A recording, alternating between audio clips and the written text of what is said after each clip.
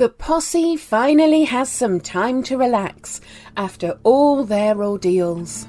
Pearl decides to visit the draconian neighbours because that is the neighbourly thing to do. The draconians don't seem too bothered about the summoning incident, and when Pearl asks how she can make it up to them, they seem quite keen on Tristel visiting and telling them tales of Silvano, the Silver Dragon. Meanwhile, Tristel prepares a concert to debut her new song, Legally Wronged, and the next day, Gris the Ranger shows up, warning of a nearby warlord. They also hear of trouble in the mines. Apparently, workers broke into a new section from which monsters emerged.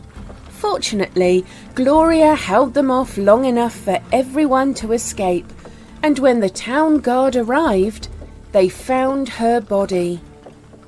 The party decide to go to Northridge with Annabelle to learn the nature of Stucker's creations. While there, Tristel spots Henrietta, the travelling mage, in Stucker's tower, and a ship in the harbour. Annabelle confirms Stucker's minions are evil, and they quickly leave Northridge, glad to be away from all the undead. On the way back, they camp, and during the night, Tristel tries to detect magic on Pearl, and discovers remnants of the gate spell. She also discovers that she is the subject of the scrying spell. They return to Trog Canyon and spend time deciding what to do about Stucker, and when they finally decide to confront him, Henrietta arrives. She informs the posse she is moving into Trog Canyon to better study the magic effect and agrees to take on Pearl as an apprentice. She also tells them about the week she spent with Stucker. During the conversation, Pearl's behaviour leads Henrietta to suspect that Pearl may have been charmed, which leads to Tristel becoming increasingly paranoid. Tristel finally confronts Pearl and discovers she is not so much charmed as always trying to find the good in people. Will things change now they have a wizard in town? How will they resolve the Stucker affair? Who is the mysterious new warlord? Let's find out now on Embers of the Wilds. Hello, everybody, and welcome to Embers of the Wilds. How are you all doing today? Doing great. Doing great. Excellent, excellent. Are we ready to go make friends with Stuka? Yes. I don't know. Some disagreement within the party on this topic. Yeah, we've never disagreed on this. We've been unified all the time. Yeah, everyone has been on the same page. Literally everyone. Great. That's how we like it. The party that stays together. No. Party that plays together stays together? Something Slays like that. Together. We're slaying him. We're slaying Stuka. That's the key. Right. That's right. Yeah. Got it. Did we want to hop into game, or did you want to show some things off before we get there? Oh, yeah. We totally want to show something off. We have art for our characters, and it turned out super good. I just need to find a suitable background to zoom in on. There we go. That's fine. There we go. There we go. Hell yeah, I like characters. That. I think they turned out super good. They're made by Rose Marin on Twitter, if you want to follow them. Yeah, I'm probably gonna put those portraits in the UI at some point of the things. I was gonna do that today, but then I got stuck in math, and then I did math all day, and so it didn't happen. But yeah. Is that compact disc math that you're talking about? What? Is that the compact disc math that you were talking about? Yes, that. I'm like trying to shove an equation into a solver, and it's like CD. That's not C multiplied by D. That has to be compact disc formats, and it tries to be like super clever. Yep. Oh, Pearl's so good. I just want to put her in my pocket. Very cute. I don't think she would How appreciate tall that. is Pearl? I forget. Can she fit in a pocket? We noted that, like, at the session 0, I think, kind of our height. Yeah. Hmm. But I forget what thing. It should be in the character sheet, I guess. Yeah. I think because this is fantasy, Tristell's, like, 2 inches taller than me. It's fantasy, so you're really going for like some wild numbers. Oh, here we go. Crazy. Yeah. 5'4". Well, see, I can't really roleplay someone who's that tall because I just have no like reference for that in my life. I have That's lots too of far. reference Like, of being I a Tabaxi, listen. though, you know. Exactly, like a half elf, totally relatable. Tall person can't relate. According to Pearl's character sheet, she is 5'4" or 162.5 centimeters. Okay. That's pretty I reasonable. vaguely recall that we were pretty close. And according to Tristell's character sheet, she's 5 feet tall. Oh, only 1 inch. Wow, that's Wow. short. That adds the dynamics. I must be wearing heels. That's Wow, like the Pearl's power taller than move. you. I mean, How do you feel about a cat towering over you? Is that? I love it. I love her. It's not like a scary thing. It's like a dream come true. Just a giant kitty. although keep in mind that Pearl is digitigrade, so like, is that really taller, or is Pearl standing on her toes all the time? You know, it's kind of relative. That's true. And as Tristelle was saying earlier, you probably wear heels. That might bump you up a little bit. Maybe you're the same height. Yeah, like the Or- 5'3", 5'4". Yeah. Although I imagine running across the plains and fighting monsters in 4-inch heels has got to be hard, but doable. I've always been very practical. My choices with this character. Can you put like a plate under your like heels shoes, so it's like flat under the heel part, so you kind of get the aesthetic, Oh, but I you like still have a flat it. surface underneath. It's like snowshoes. Yeah, Kinda. exactly. Yeah, I'm into it. Well, where did we leave off? I believe our party had a quick outing where there was some tension between the party members, and now you're all back together again. Yes, I Right. think. Well, it depends on how busy Henrietta is keeping me, I guess. I think we left off where, I think Henrietta asked if Tristelle could go meet with the Draconians. I think play a song for them, and ask if they. So the Draconians wanted to know too much detail about Sylvanos and steal his eggs, probably. If he has eggs, I'm not sure. We were gonna ask the Draconian mage if they had a way to lift curses. I think those were the 2 missions. That's right. There was that, and then in Fairport itself, we learned there's maybe a cleric, an elderly cleric that has some of this curse lifting knowledge. And side plot, I want to go get Sylvano for reasons related to Stuka. But the Draconians may be the first stop. Because I did promise them music.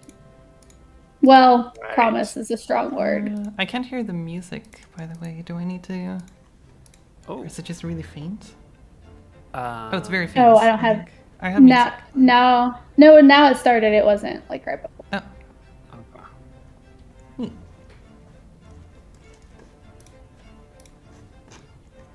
Okay, there. That should be good.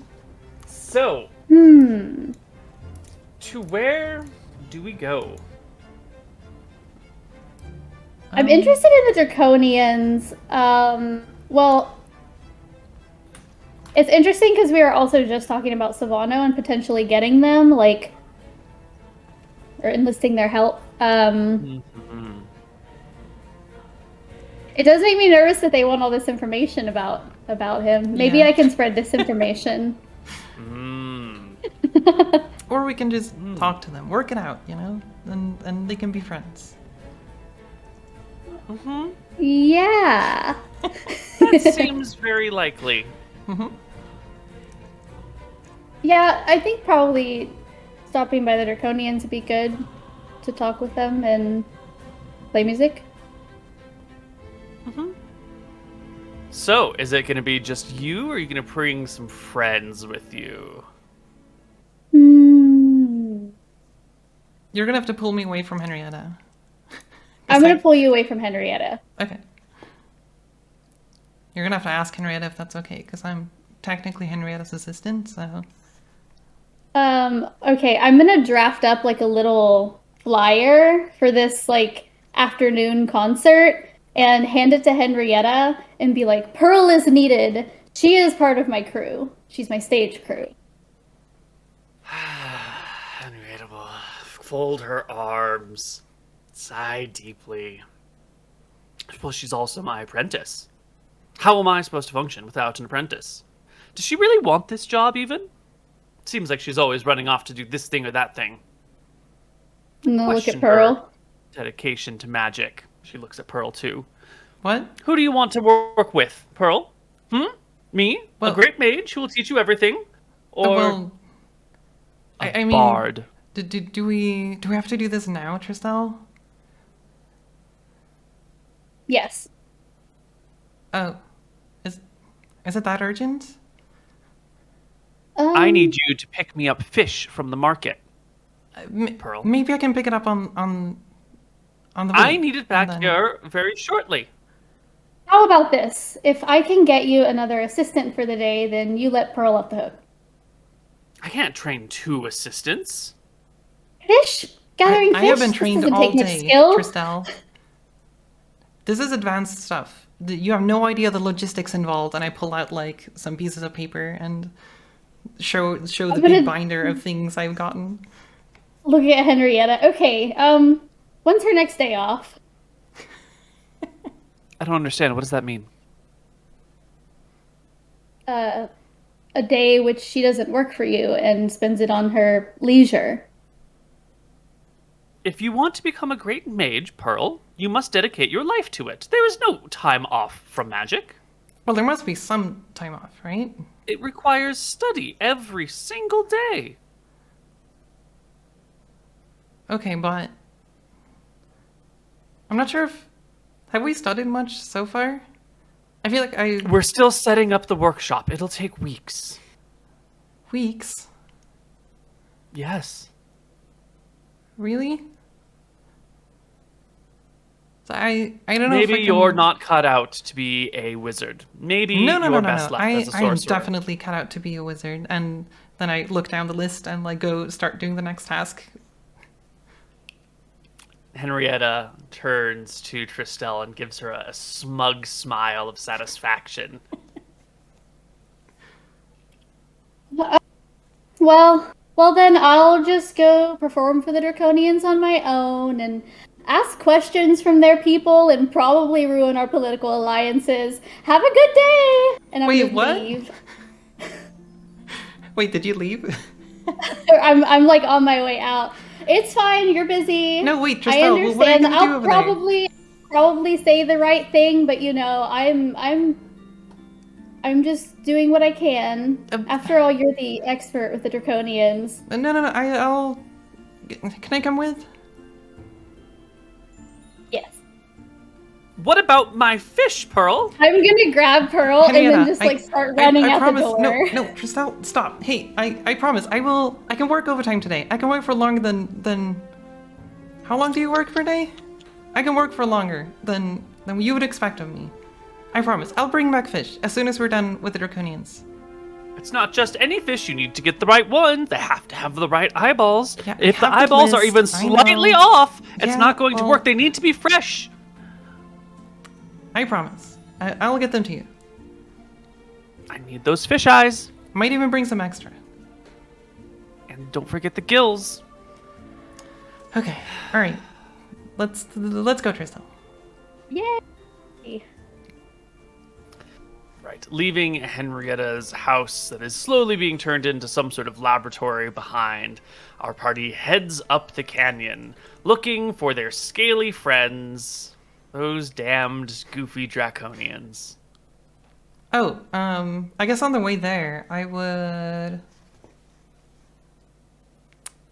I want to cast tongues on Tristel, I think. Hold on. Because if you're singing a song, it would be more effective if everyone understands it.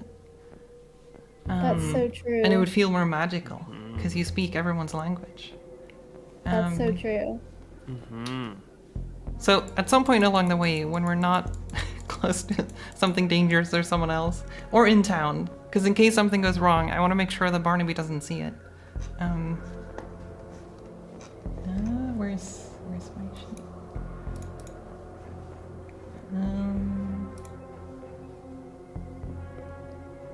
Okay. Trisel, would you want your song to be understood by everyone there?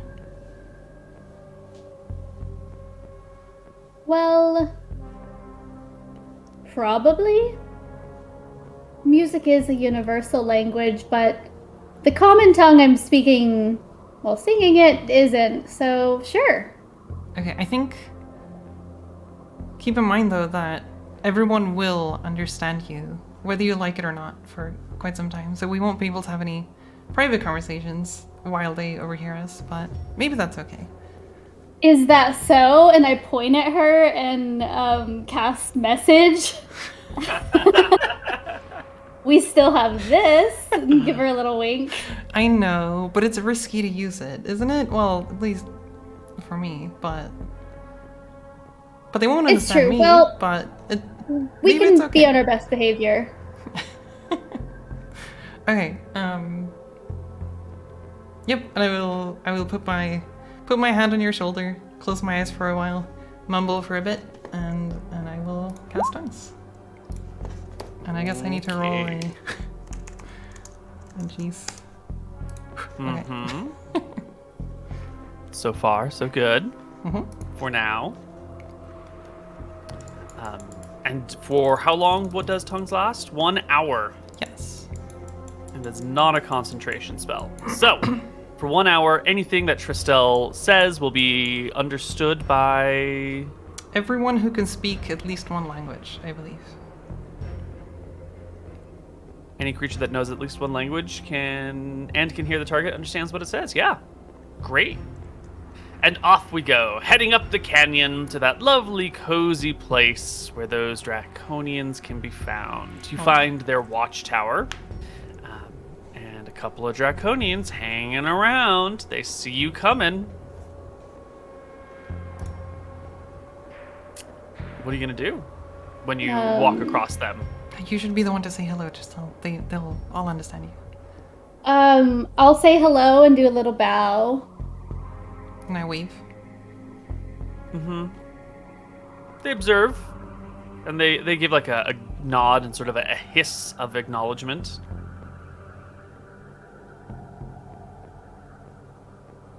Giddy up towards the camp. Yep. They don't seem to stop you as you just walk right past them, deeper into the canyon. But once you're one switchback in, you can hear a horn blast coming from what sounds like must be that tower. It must be alerting someone to your arrival. Does it sure sound enough. dangerous, or? Does a horn sound dangerous? It can.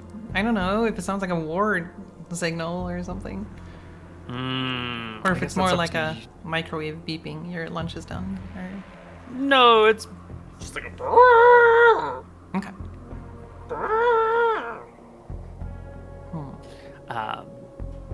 I nervously look around. Yeah.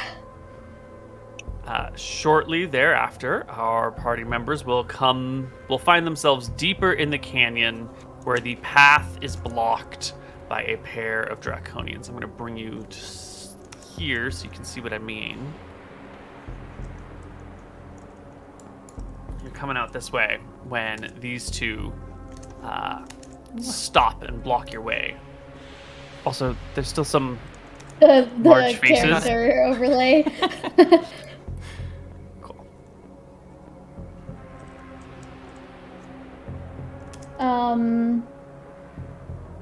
Okay. Yeah, they stand there with their armor and their pole arms, looking in your direction, their wings very slowly beating in the warm day. It's near the end of the year. It's the end of November, but it's an unseasonably warm day today. You can hear their scales sort of clicking as they move them apart to allow airflow through. I'm gonna try to non-threateningly just walk up and wave hello to them. Mm-hmm. Yep. One of them sort of waves its weapon in your direction. Are we waiting for someone? I don't think so. So we can just go up. So I'm gonna actually use the bone lyre for this performance.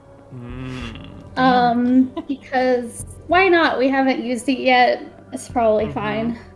So I'll have the lyre, this weird object. They might respect it, honestly. And I'm gonna do a little bow and say, hello, we have been invited here to perform for your people. The Draconians cock their heads to the side and look towards each other and say, since when does she speak our language? What the fuck is wrong with this creature? And then look in your direction and say slowly, hello, elf woman. Hello. Yes, this may seem strange. This is merely an enchantment, a modification for the performance so that you can enjoy without needing to understand common tongue. What performance? Well, a performance sharing details about the legendary, mythical Silvano Theranos. A dragon. Yes. You will share with all of us? Yes, if you'd like. Yes. And one of them stays to guard, the other runs back in this direction. And this first one just sort of moves to block the area and says, wait here, we must get the boss. I will sit on the rock. Important. Yes.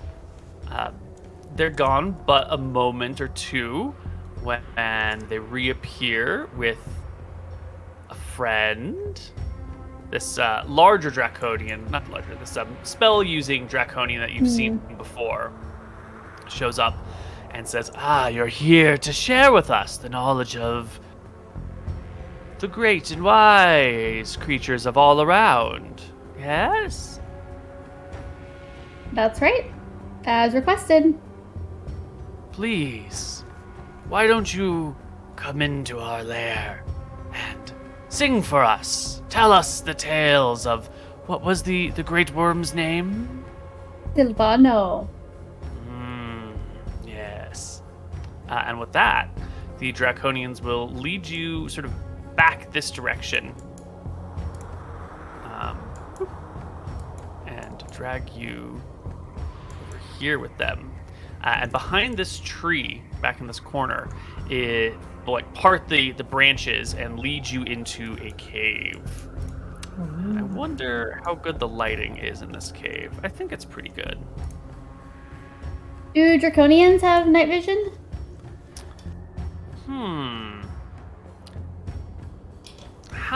What signs or signals would you look for to determine if they had night vision or not? Man, I'm trying to think about how eyes work. Yeah. Would it be like anything with the iris? Is that the right word? Maybe. I'm not entirely certain how one would determine whether they have night vision or not. The cave is poorly lit, so maybe that is signal enough. The two of you enter the cave? Yeah, I'm gonna go behind Tristal. I'm just their translator after all, so. Into the I kind of cave. want to whisper to Pearl as we're going in, like, that one has magic? I don't know that I've seen this one before. Oh jeez, there are many. There are quite a few. I'm Yes. suddenly feeling very intimidated by this. There are many draconians in this area, and they seem to be clustered according to type. From what you remember, draconians are the spawn of somehow corrupted dragon eggs. So the ones that are derived from copper are over here. The silver ones are up here. This one appears to be bronze or brass, and then these other ones are either bronze or brass. They're really close colors. It can be hard to tell the two apart sometimes. At least the colors. The draconians are clearly of different styles and makes, but they do group according to type in the lair. Do we notice like a hierarchy as well, or? I'm guessing the spellcaster seems to be some sort of leader. I will let you muse on what you think a hierarchy might be. Yeah. Okay. Do you have any thoughts on that that you'd like to share with the class? No, just like based off of numbers and size, I guess. Like, oh, these big ones look like the brute enforcers or something. But just like surface level stuff like that. Yeah. Also, 'cause there's only Sylvanas is a two- silver dragon, right? Mm-hmm. Okay. There's only 2 of these that are silver derived, and they're much larger. Yeah. They're the smallest by number, certainly. But the leader is definitely one of these bronzy, brassy ones. Then there's a bunch of coppers, and then even more of the other. These have got to be the brass ones. These have to be bronze. You tell yourself.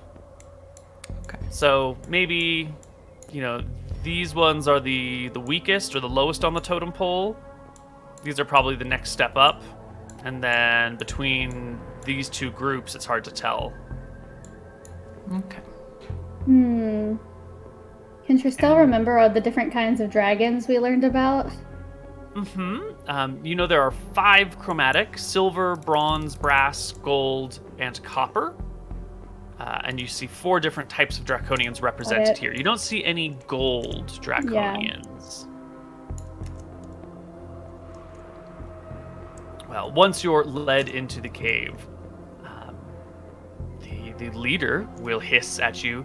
Yes, tell us the tale of Silvano Thernus. Tell us all about him.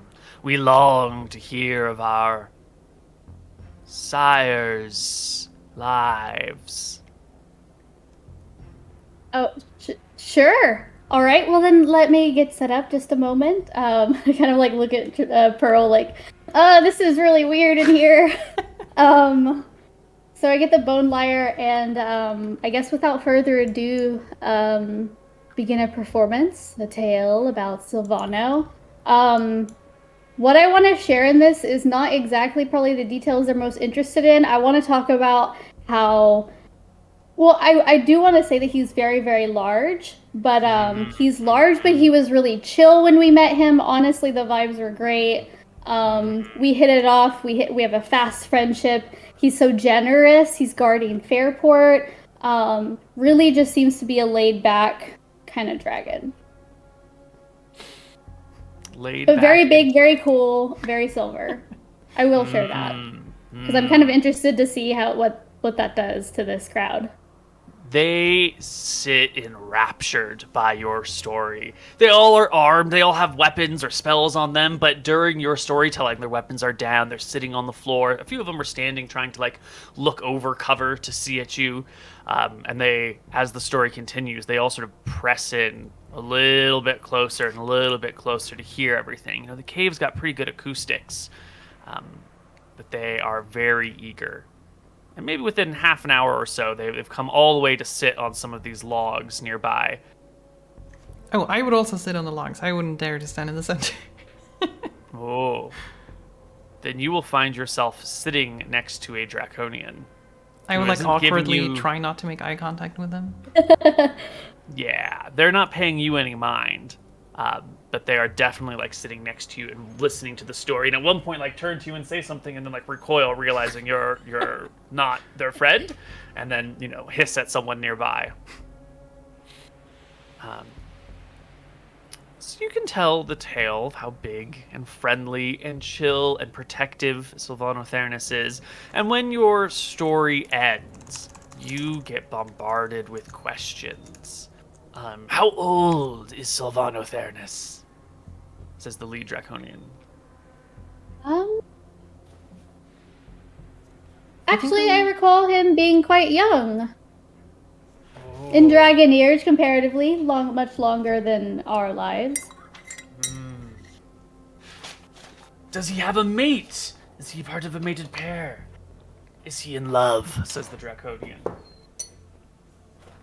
Is he in love? Well, what a question. Well, he didn't mention the name of any dragon mate, but who knows? He came from far up north. Maybe there's a lover back home. How far to the north? Tell us. North. North, definitely north. That's all I have. I don't remember. I know he said pretty far, but like that kind of means nothing because we don't really have a understanding of the scale. Right. Where? Near Fairport. Where near Fairport? Fairport's a large area. Certainly he can't be to the east. That's in the sea. Does he live in the mountains? To the north? To the hills? To the south?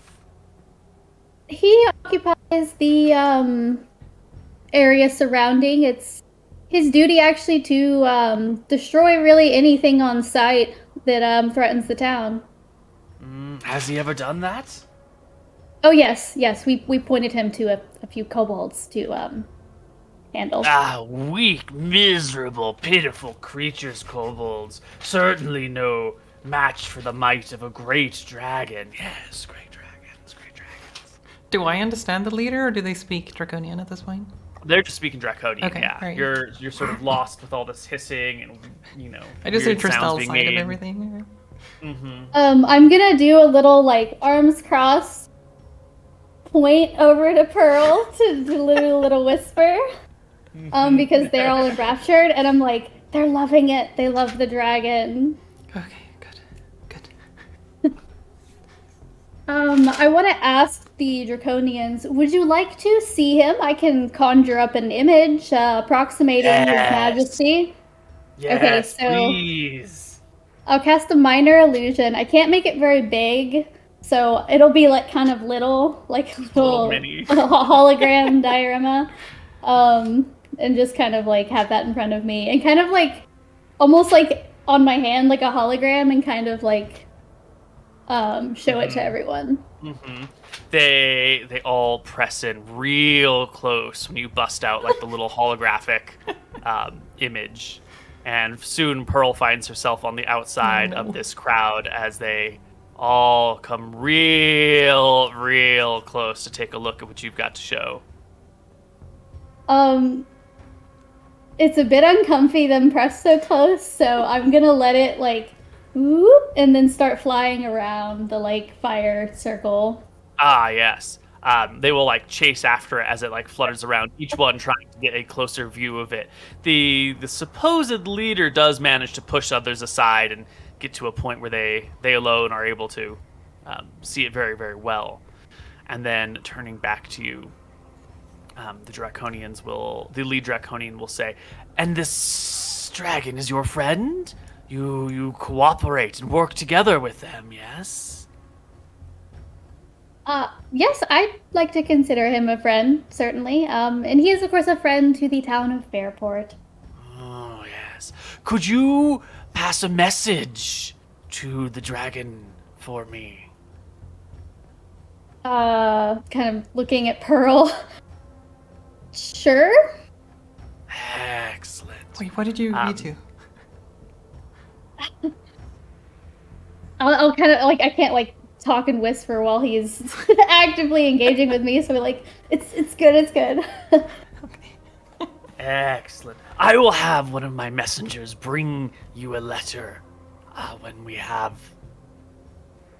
picked the proper wording, and then you will deliver it to the great and terrible Sylvanothernes for us. Certainly. Thank you, Tristel, bard of many tongues. My pleasure. And then I'll kind of away the illusion. Oh, I wanted to set on fire. Ooh. It erupts in some flames, and there's a cackling coming from the assembled draconians who seem to enjoy the show. And then it's all over. The lead draconian will step forward, grab a bag that was sitting sort of behind him, and toss it to you, landing at your feet. It sounds jingly, like it's filled with coins. Ooh. For your time. Thank you. Thank you. Do a little bow. Our pleasure. Well then, we'll be on our way. Since I'm in errand mode, I'm gonna pick up the bag and helpfully carry it next to you, Tristel.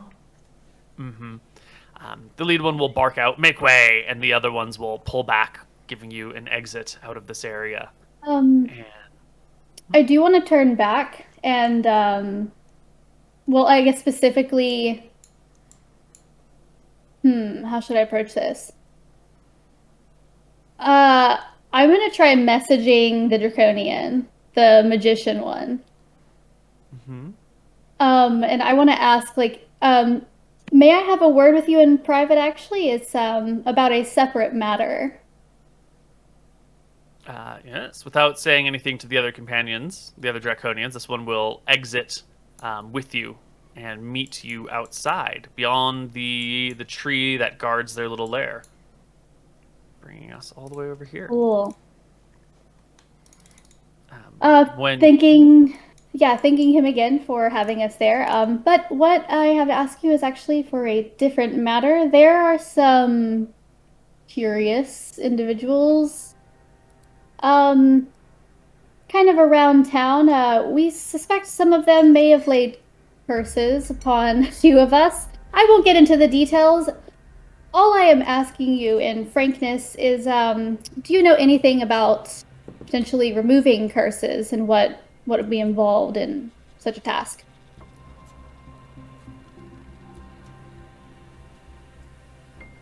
For example, a charm, a scrying curse. How would I, if you have any knowledge of this kind of magic? Death is the surest way to remove a curse. Oh. Anyone charmed by the enemy must be destroyed, so the enemy cannot infiltrate your numbers or groups. Show me the charmed person, and I shall tear their heart out for you. Oh, well, they're not here. I think they're... is there any other way? I'm eagerly listening into this, very excited.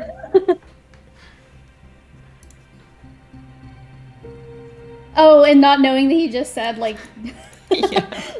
delete you. Yeah. I suppose clerics of the gods sometimes remove curses.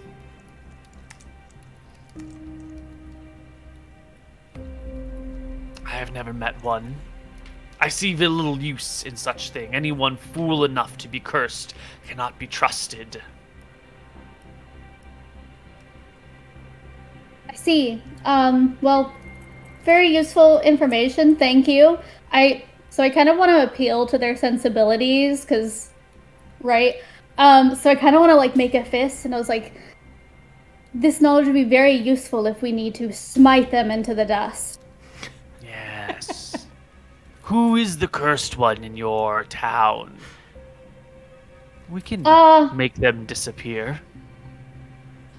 Well, it was someone passing by, so they've already gone. We just know that someone around here is responsible, if you understand, so we want to be prepared. Yes, there are many monsters in this region.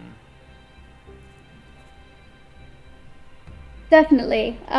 Well, thank you so much for your time, and again for allowing us to perform and gesture at the little bag of coins. It's very appreciated.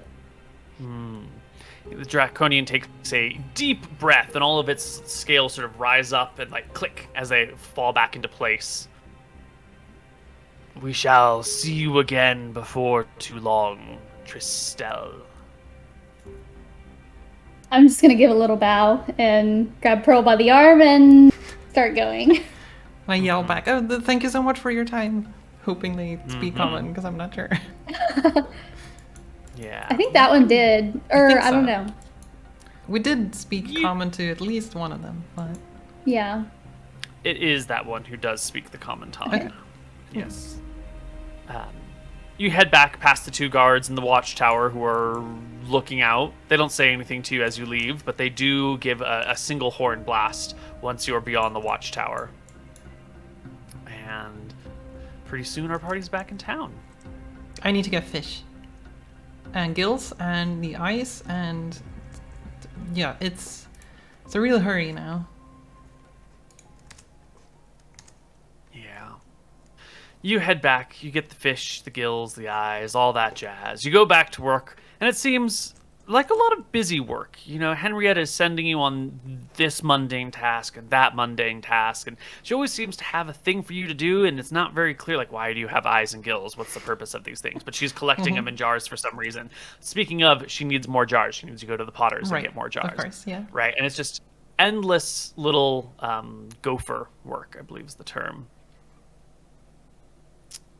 Meanwhile, Tristel, where do you go when you come home? Well, how many coins were in that? That's Oh, we never exactly what I checked. wanted to talk about. That's a good It point. is 50 coins. It's a mixture of silver and gold, 25 of each. But you'll notice something unusual about these coins. They are from a very wide area. They're not all the same minted coin. Most of the currency around here was minted by the Farron Empire, and it's all sort of, the same, this person's face or that person's face. And, depending on what era they're printed in, the faces are a little bit different. But some of the coins that you have come across are oddly shaped. Instead of being circular, they're sort of like oblong, with little rounded edges. And instead of having faces on them, they've got like branching trees. And then some of these other coins that you've got are like square shaped with a hole punched in the middle. And they don't have any faces on them, but they've got some like writing around them in a weird script that you've not seen before. They're definitely worth money. All these coins are equally tradable because they're all the same, weight of money. But they are most unusual in make and shape. Coins you've not seen before. Interesting. I guess I'm trying to think of the person that would have the most knowledge about this kind of thing, and it might actually be Henrietta. But before I go ask her about the coins, I want to find my #1 fan club member. Oh, the yeah. one that was being paid to spy by the Draconians. Uh-huh. And smite him. And no, I won't smote him. I want to ask him if he would be interested in assisting our new wizard friend in town. I'm trying to get her another assistant so Pearl can have a day off to do the busy work, the labor. She's not learning anything by getting fish. Well, you'll find your fan club. They often hang out at the side table near the tavern that you stay at. It's one of the taverns in town, right? And that's just like their favorite place to go for no particular reason whatsoever. And how do you propose this idea to your fan club? Okay, so our adventures and stuff, I'm sure, is like a big element of them being huge fans. So I want to say, all right, Pearl is undergoing intense training. This wizard, she's setting up shop. Her operation is so essential to our adventures and us discovering, the magic that's going on in this land. However, at times she often has a variety of needs, something not only one person can do. So, if any of you all think you are up to the task, I would like for you to come and offer your help to Henrietta so that Pearl can indulge in the magic-oriented sides of her training, and you can help this wizard set up shop much quicker. Because, right, she said she needed like a month or something to get set up. I want as many hands as possible. would this help you? If we helped Henrietta so Pearl could travel with you, this would help you? I want to go take his hands and like in mine, and you have no idea how much this would help me. It would not only help, it would mean the world. Oh my god, yes, absolutely. Let's go find Henrietta right now. We can all three of us can offer our services. I'm sure we'll take care of all of the things that need doing, and that'll free up Pearl to do the important stuff, and then the two of you can go off and have more adventures and tell us about it. Wonderful! I'm so excited. Oh my Let's God. go at once. They leave their drinks, throw down some money, and scurry off. Yay.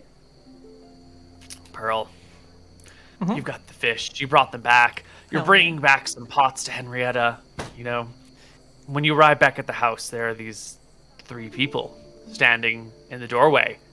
One of them has gotten to their knees and has their hands clasped together and is begging Henrietta to allow them to be her apprentice.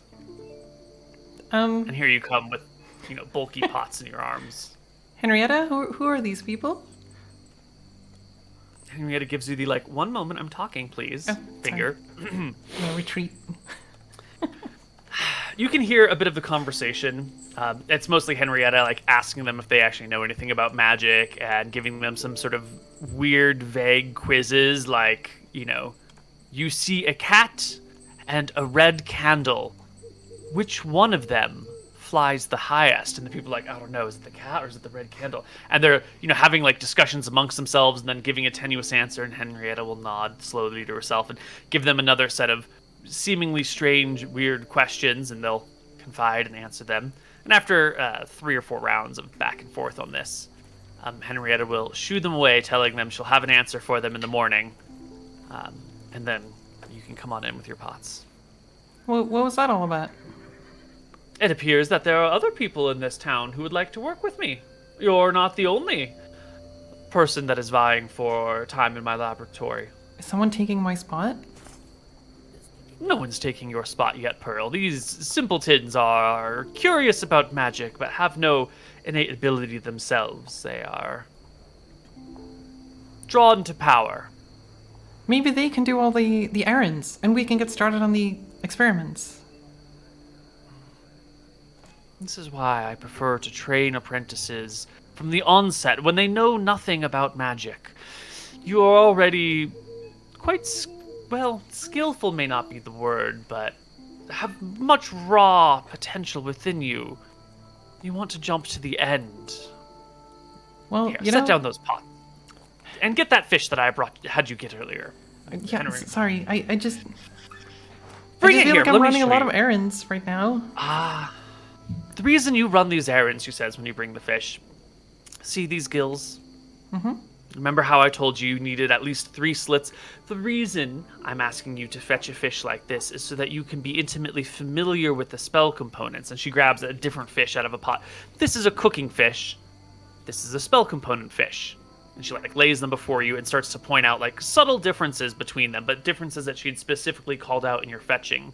She proceeds to explain how, when you're casting a water-breathing spell, you need fish gills for it, but you need the right type of gill. In theory, you might be able to use any sort of fish gills, but these sorts of fish gills, there are fewer of them, so the spell's going to be a little bit weaker, and if you can notice the way that the ventricles branch just underneath the gills, it's a little bit weaker and a little bit older, fine for eating, but not quite ripe for magic. So if you use this sub-standard fish gills, your spell might fizzle, or it might just be a weaker version. It might have a lower duration. And she explains to you, I'm not sending you on these seemingly pointless jobs to waste your time. This is the first step of the training. This is the understanding the materials you'll be working with. It's important that you handle these things and become very good at picking them apart.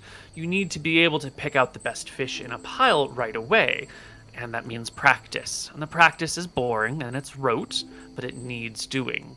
I send you out for pots, and I send you for fish, and slowly you will understand the way to store these these reagents, and the size of equipment that you will need. It's a long, laborious process. It'll take a year at least before you're casting your first wizard spell.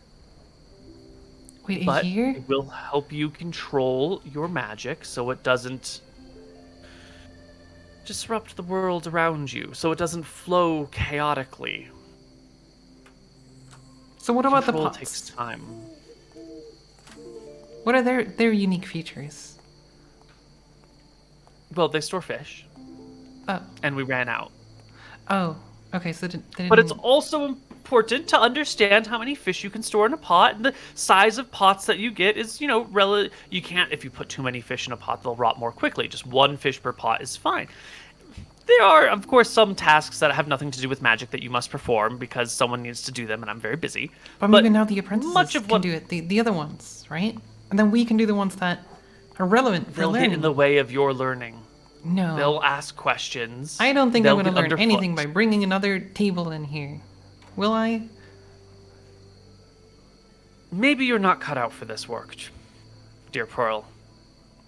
Well, I want to be. You are too wild and free. You have not studying the art of studying magic. The art of wizardry requires deep commitment and patience. Long days or weeks stuck inside without seeing anyone else, working closely on your reagents, without the distractions of the world around you. That's why we best train apprentices when they're young. You have a taste of adventure and exploration. I don't know if you have the patience to sit carefully and work diligently on things that are boring and cramp your hands. Well, I didn't really choose to be thrown into the deep end of magic, but I'm here now. And so I want to work from there. Mm-hmm.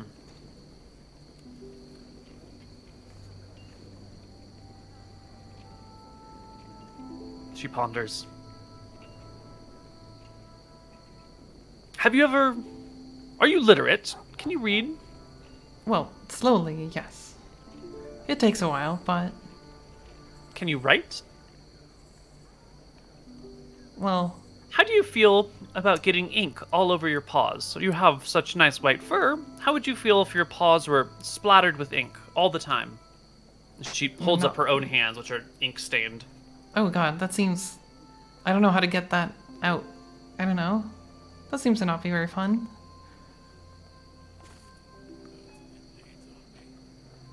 And how are you at sitting in one place and reading a book cover to cover in one sitting? If it's something I'm interested in, I can do it for a very long time. But if it's something You're I'm not going- forced to read to that I don't want to, then it's very hard for me. You know, there's not a lot of time for wizards to nap. Oh, but you have to nap, right?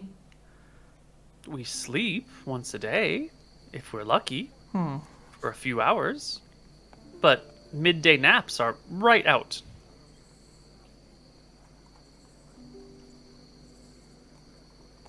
That sounds like a lot of work. How do you feel about closing the door and working with me on spell components and reagents for a week without seeing anyone else? Would we have to How do about that? I couldn't... repeating the same experiment 10 times to make sure we've done it right? Yeah, I don't know if I would be able to do that. I I have my duties much in as I would town as like- well, so... As know. much as I would like to help you control the magic that flows through your veins, I don't know if you have the temperament to be a proper wizard. I think you have spent too much time as a sorceress, and your... how do you say? The magic of sorcery comes quickly and gives you fast rewards, but it is difficult to control. The path of the wizard is the exact opposite. It's very slow, very deliberate, and rewards must be strived for.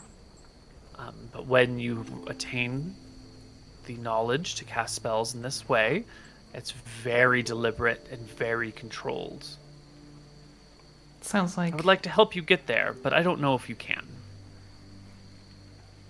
Yeah, not if it takes that amount of work. I just wish I could, just fix my magic right now that I already have. I don't need to learn anything new. Just learn how to do in a more controlled way and make less mistakes, hurt less people, and create less snakes. She puts a loving hand on your shoulder, looks into your eyes, and says, "Dear Pearl, you should learn to love yourself the way that you are. You're fine as is. Just a little dangerous. You don't need to redesign yourself. You just need to learn to work with yourself. If your magic is chaotic and causes problems, avoid its use in town. But you don't need to rewire your person. Love yourself for who you are, and find a way to work with the world. It's the world that must change to suit you, not you to suit the world." So you think it's okay to make these mistakes? Well, as long as you don't kill anyone, or hurt anyone, or destroy anything. Well, There's no way that you can't... There's no way to live and not make mistakes. There's no such thing as perfection. okay. I was just hoping there was an easy answer. Some way to make it less unpredictable, I guess. Everyone's always looking for the easy answers. And in life, just as in magic, there are no easy answers that are also true. There are easy answers that are lies.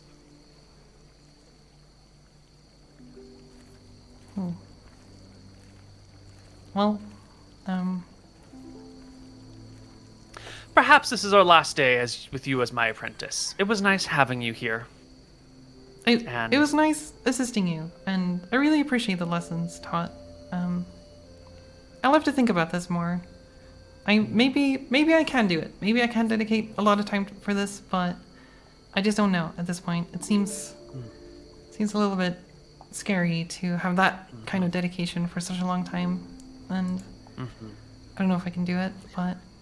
Well, why don't you go get those young rapscallions and tell them to come back here and that I will have work for them to do. And they won't be a real apprentice, but at least I won't have to haul tables up and down all these flights of stairs. Right. Yes. Those stairs are dangerous, by the way. Like, some of those steps, I don't trust them. It was really difficult carrying, like, the big pots up there. I don't know. You should look at that. I'll have to talk to the carpenter. His name is Thor, I believe, about fixing those things. Well, go now, Pearl. Fetch me those youths. Okay, well, I appreciate the time, and that you gave me a chance.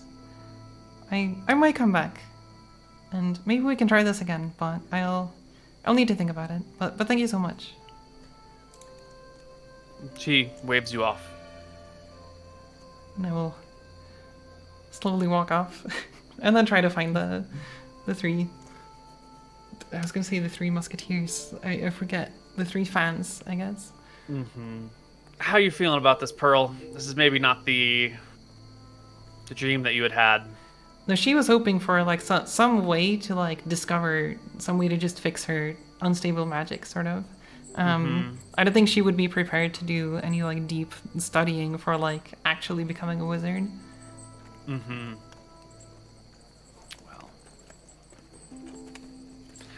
I guess the day will end, and we'll take our first break. And when we come back on the other side, we will see what trouble our party gets into. Right. None. See y'all in a bit.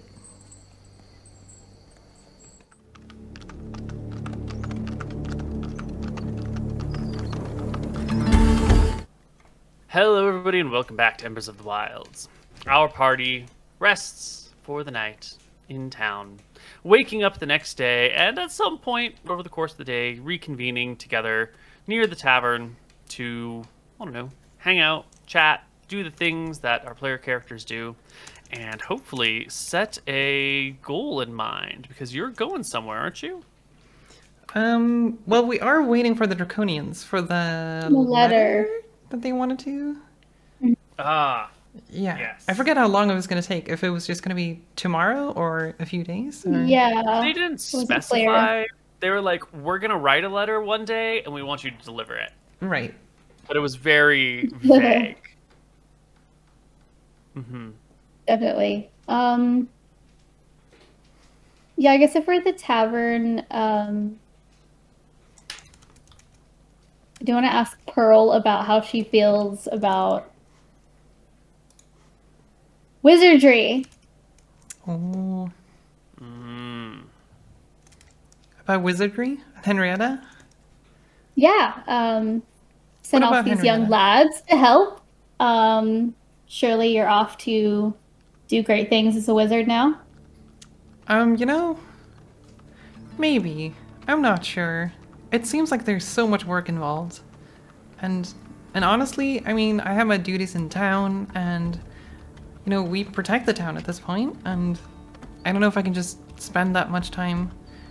Henrietta says that I have to, like, stay indoors for an entire week just to study, I don't know, some plants, to figure out some fundamental property of the universe, just to cast some very basic spell, and then do that for 5 years, and then maybe I'll have some amount of control of my magic. So I don't know. I was hoping for some help with my own struggles in controlling things. Definitely.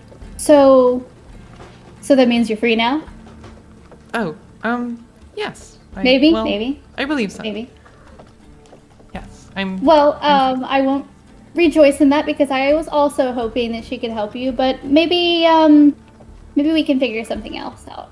Yeah, I mean, we might find some solutions on our own, and maybe Henrietta can assist us in that. Because after all, she Exactly. is very knowledgeable, and we could use that knowledge. Definitely. And I want to buy Pearl a big glass of ale. Neat. Big mug of ale.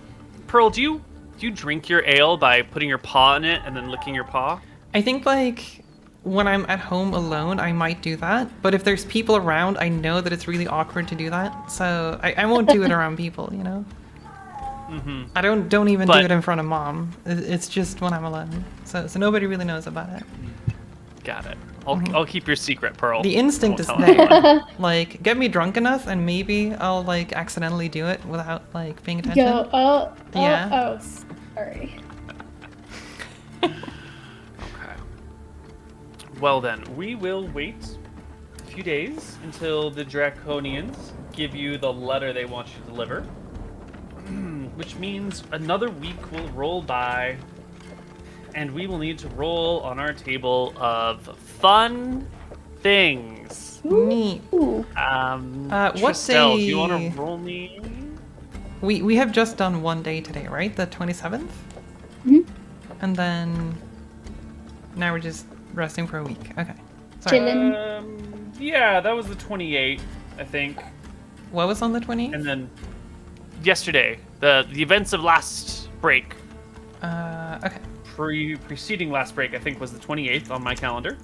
And this will be 3 days later on Sunday, December 1st. I need Tristel to roll me 2d6.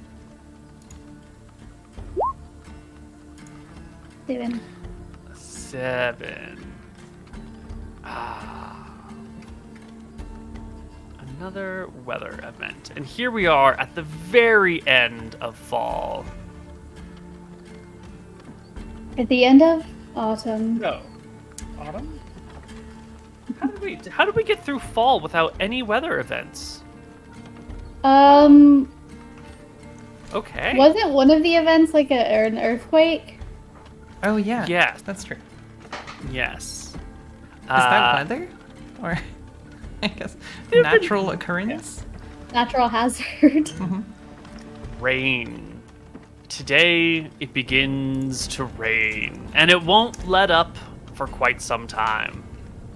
You, of course, don't know how long it will rain for because weather prediction is something that only really happened a couple, 2 decades ago, reliably.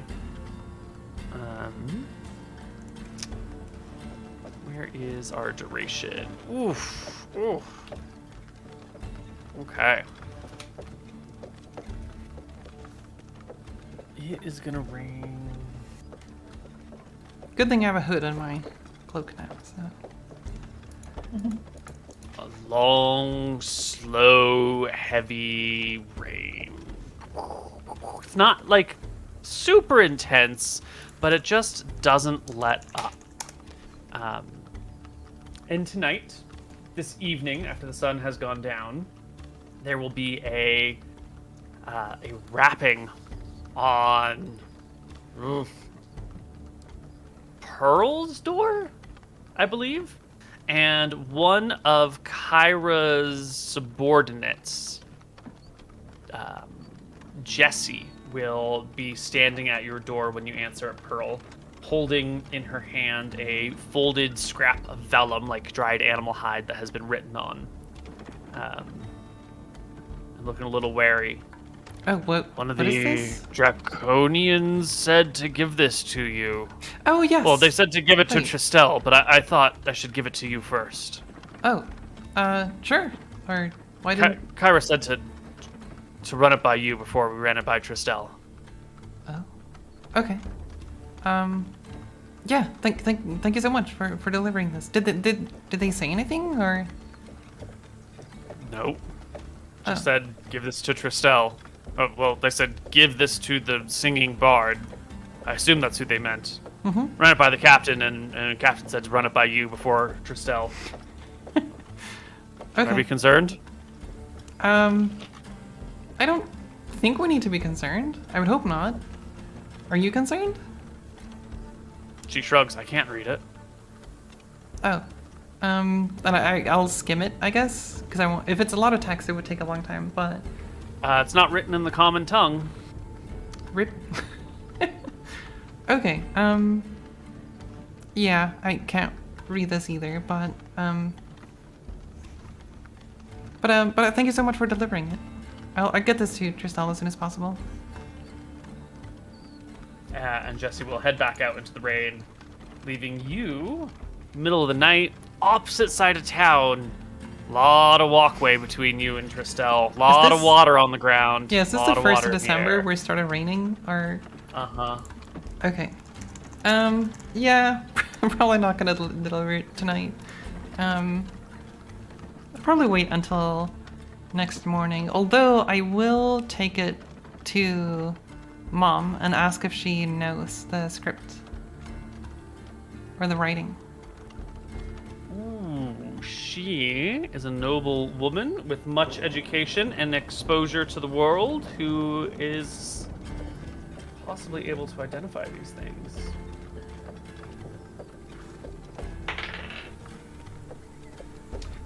She will tell you that it is not like any language she has seen. It is not common, halfling, gnomish, or dwarven, or elven. I suppose it must be Draconian then. Where did you get this, sweetheart? From the Draconians. They asked us to deliver a letter to our friend up in Fairport. I'm so glad that you've had a change of career and now you're an errand girl for the Draconians. What a step up in the world for you. Look, we You know, like to... every mother wants her daughter to become just a fantastic person, you know, leader of folks, a great wizard, a fantastic huntress, but my daughter is delivering messages for monsters. Oh, it's Wow, just you're calling them the monsters? joys. They're our neighbors, okay? They're part of this town. You know, if they would wear shoes, I'd say the shoe fits, but I haven't seen any of them wear shoes before. You know, they've been good with us as of late. You know, they appear a little scary, but things have been going well. And look, I don't just run errands. I mean, I guess I did for Henrietta for a while, but I mean, we do other things. It's an important part of traveling the world and talking to people and solving problems. Sometimes you just have to take something from A to B.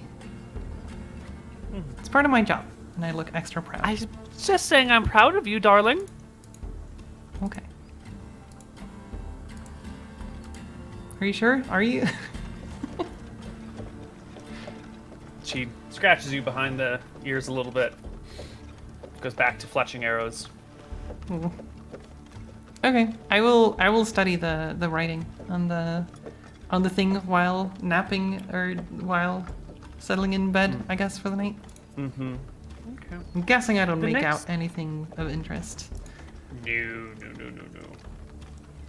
The next day, it's still raining, but our party can get together. I'll deliver it to Tristel in the morning. I'm guessing she's at the inn? Mm-hmm.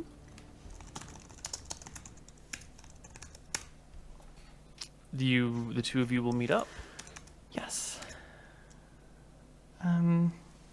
Yeah, I will enter the inn, sort of shake off all the water from the coat, and I'll ask if Tristel is there to... Wait, is it Eva, or I forget who's the zombie and who's the non-zombie? Eva's the zombie. Greta Greta is would probably the- be. Right.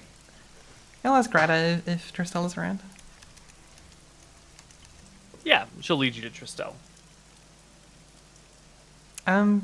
Tristel, the Draconians came by, and I hold up the vellum. This is the letter that we're supposed Oh. to deliver. Let's see it. What's it say? I don't know. Yeah, I asked Mom if she knew the language, but she has no clue what this is. I see. Do I recognize it? Mm-mm.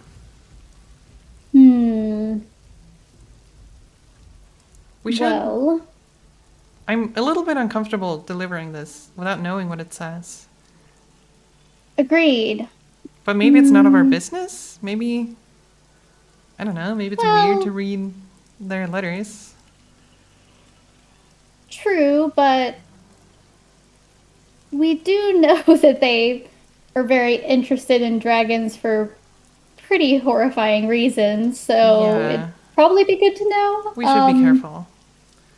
Definitely. Let's see. Is there anything else weird about this? I want to ritual cast detect magic to look at the letter, scrutinize it. It's non-magical entirely. Okay. Just an ordinary letter. Oh, am I still magical? Look at Pearl. Because I had a gate on me. Yes. Supposedly. It's still there. That sort of like weird conjuring aura around Pearl. It seems to be a little different than the last time you've seen it, maybe a little fainter, but broader, like less intense but more encompassing. Interesting. Yeah, I'll describe that to you. You look fine, though. Am I I don't think fine? we're being spied upon. Oh, so you're... Am I? Oh yeah, like are you being scryed upon now, or... Yeah, am I emanating anything odd? No, you're good. You're fine. Okay. Clever. Right, I've been on paranoia mode since we've been back. Okay, well, let's see. Let's take this to Henrietta. Maybe she knows. That's a good idea. It might just be Draconian language, but let's ask anyway. Yep. Yep, and we're gonna head off to Henrietta's. Assuming she's awake, I would hope she is. But... Yes, she is indeed awake. She'll welcome you in. One of the three fan club members is dutifully scrubbing the floors with a big brush. And Henrietta is, instructing them to not forget the corners, because when we cast the identify spell, we need the entire room to be free of dust, debris, and contaminants, and the corners is where dust likes to live. But seeing the two of you enter in, she'll, welcome you over to a table and sit down and pour each of you a glass of warm cider and say, "You look like you're here on business. How can I be of service to you?" We are on business. We have a letter that we can't quite decipher that we are to deliver to Sylvanas, who I believe you've met, right? Briefly. Oh, okay. Yeah, so we were talking to our neighbors, the Draconians, and they want us to deliver this letter to Sylvanas. We don't quite know what it says. We don't recognize the writing, but we're hoping maybe you know. Well, this is definitely draconic, she says, examining it, turning it over a couple of times. It's not a language I know myself.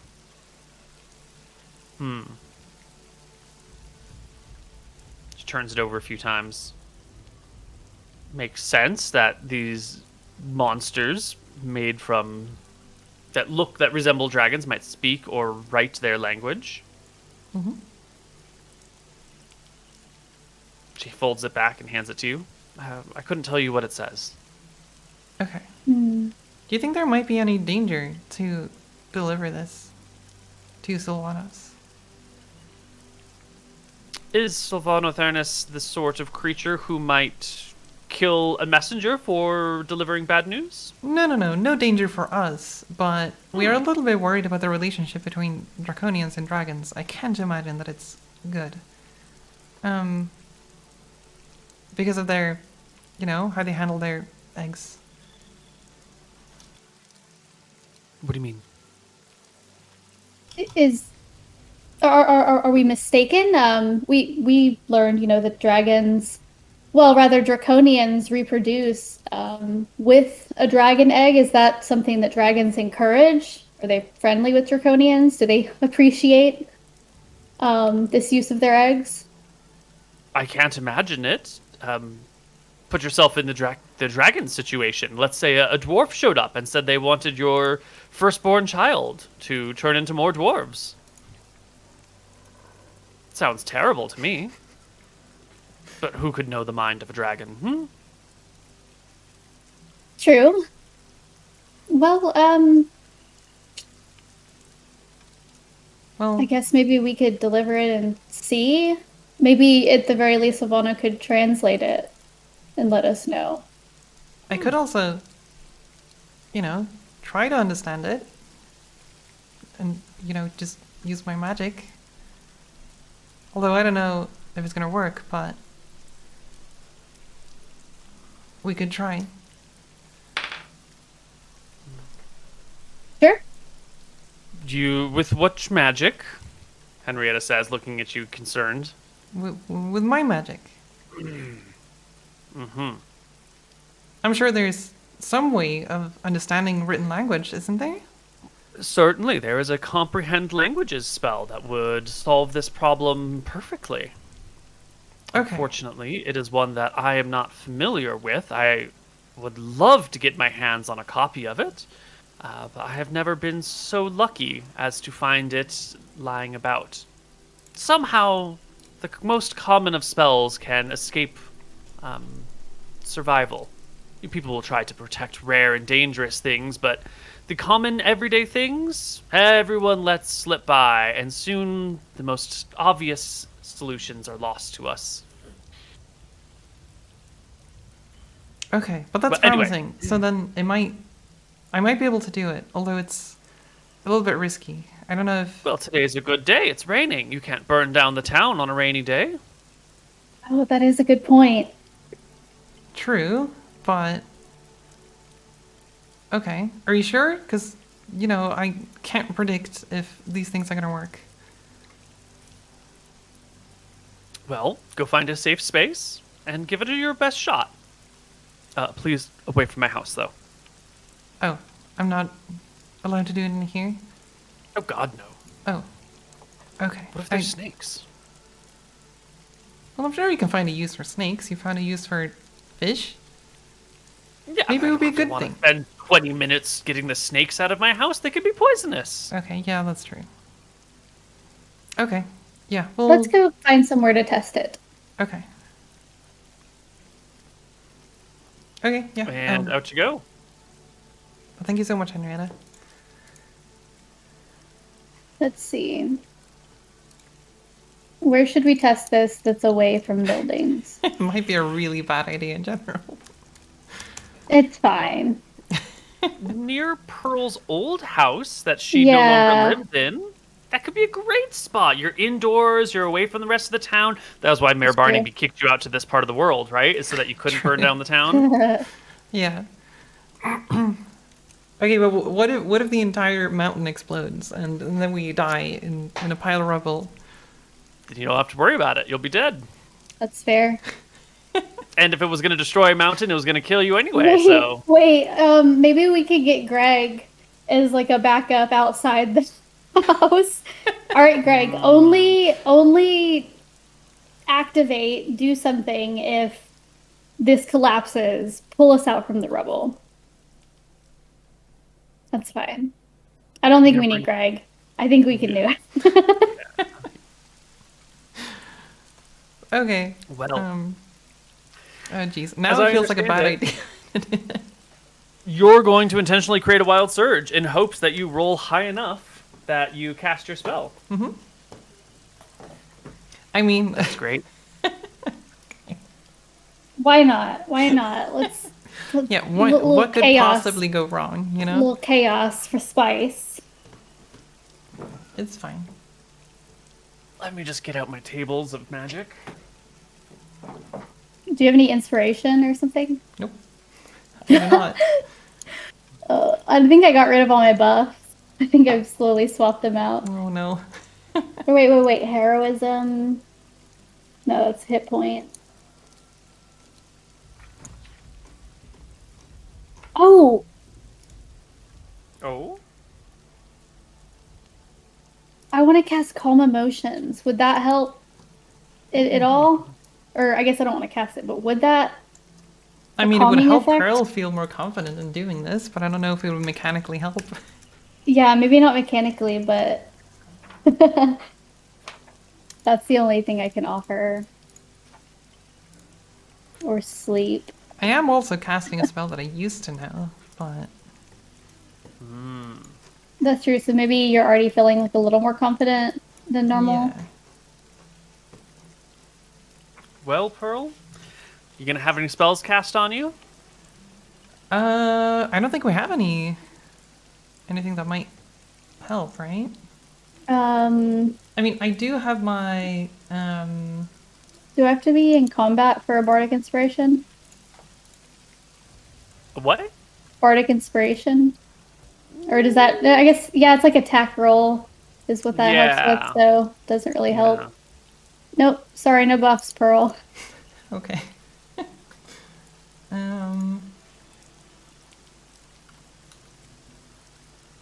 Yeah. Okay. So you're gonna roll 1d100 plus your level. Where are we standing? I That's want a to great make sure. question. Um. Here, let's give you some tokens. Here's a pearl. Here's a Tristel. Oops, gotta put them on the right layer. I'm feeling the What? middle of the big room. And I want Tristel to not be too close to me because I worry that I'm gonna harm her. I'm gonna be in the front room, looking around the corner. Mm-hmm. Okay.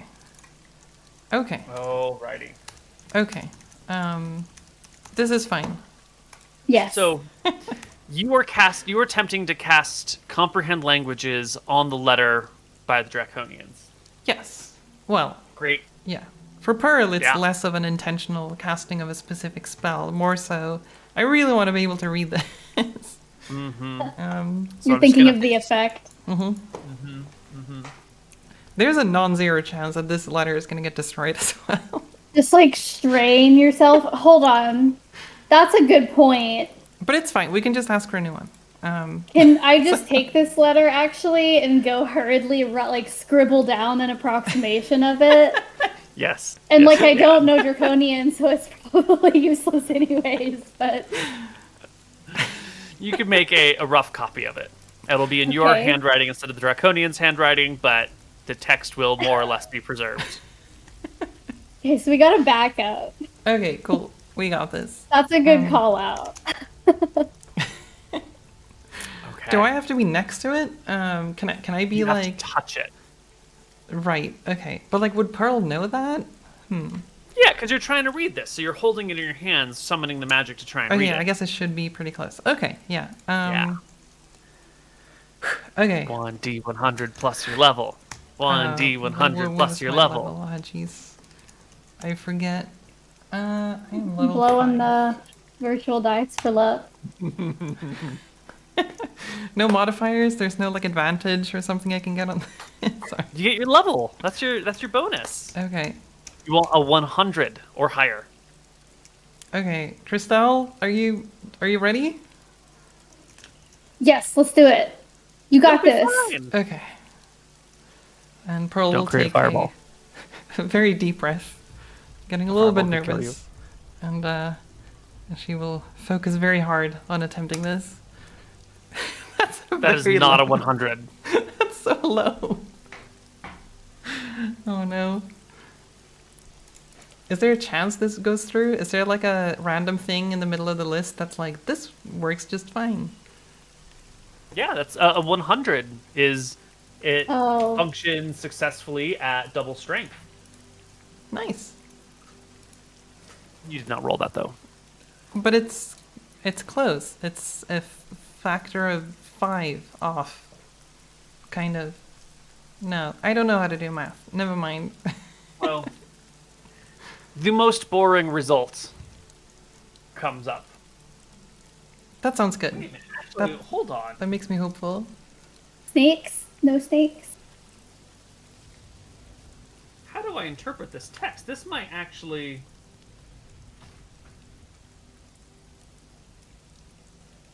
Is this a good thing? You accidentally picked up all of Draconian language. Like, comprehend languages didn't work, but you all of a sudden just understand it, you know? I just understand the world, you know?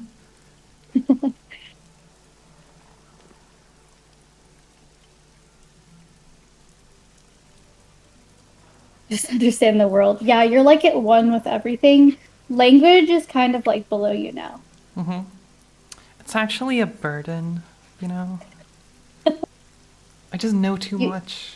You don't know what it's Yeah. like. Now you know all too well the answer to are the trees alive? Exactly.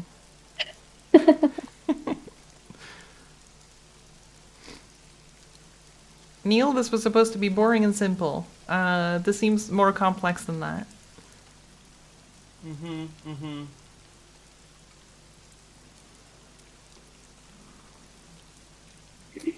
So the effect... It's just, there's some funny wording, and I'm not sure if this is... I think it's very boring and nothing happens. Okay. Yeah.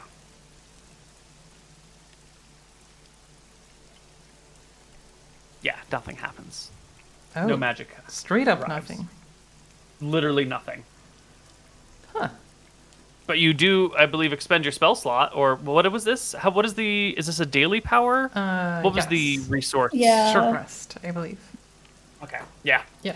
You try and channel all your magic, and when you're done, like, you can feel magic flowing through your veins, and you open your eyes, and you look at the letter, and everything is exactly as it was before. There is no change in the air.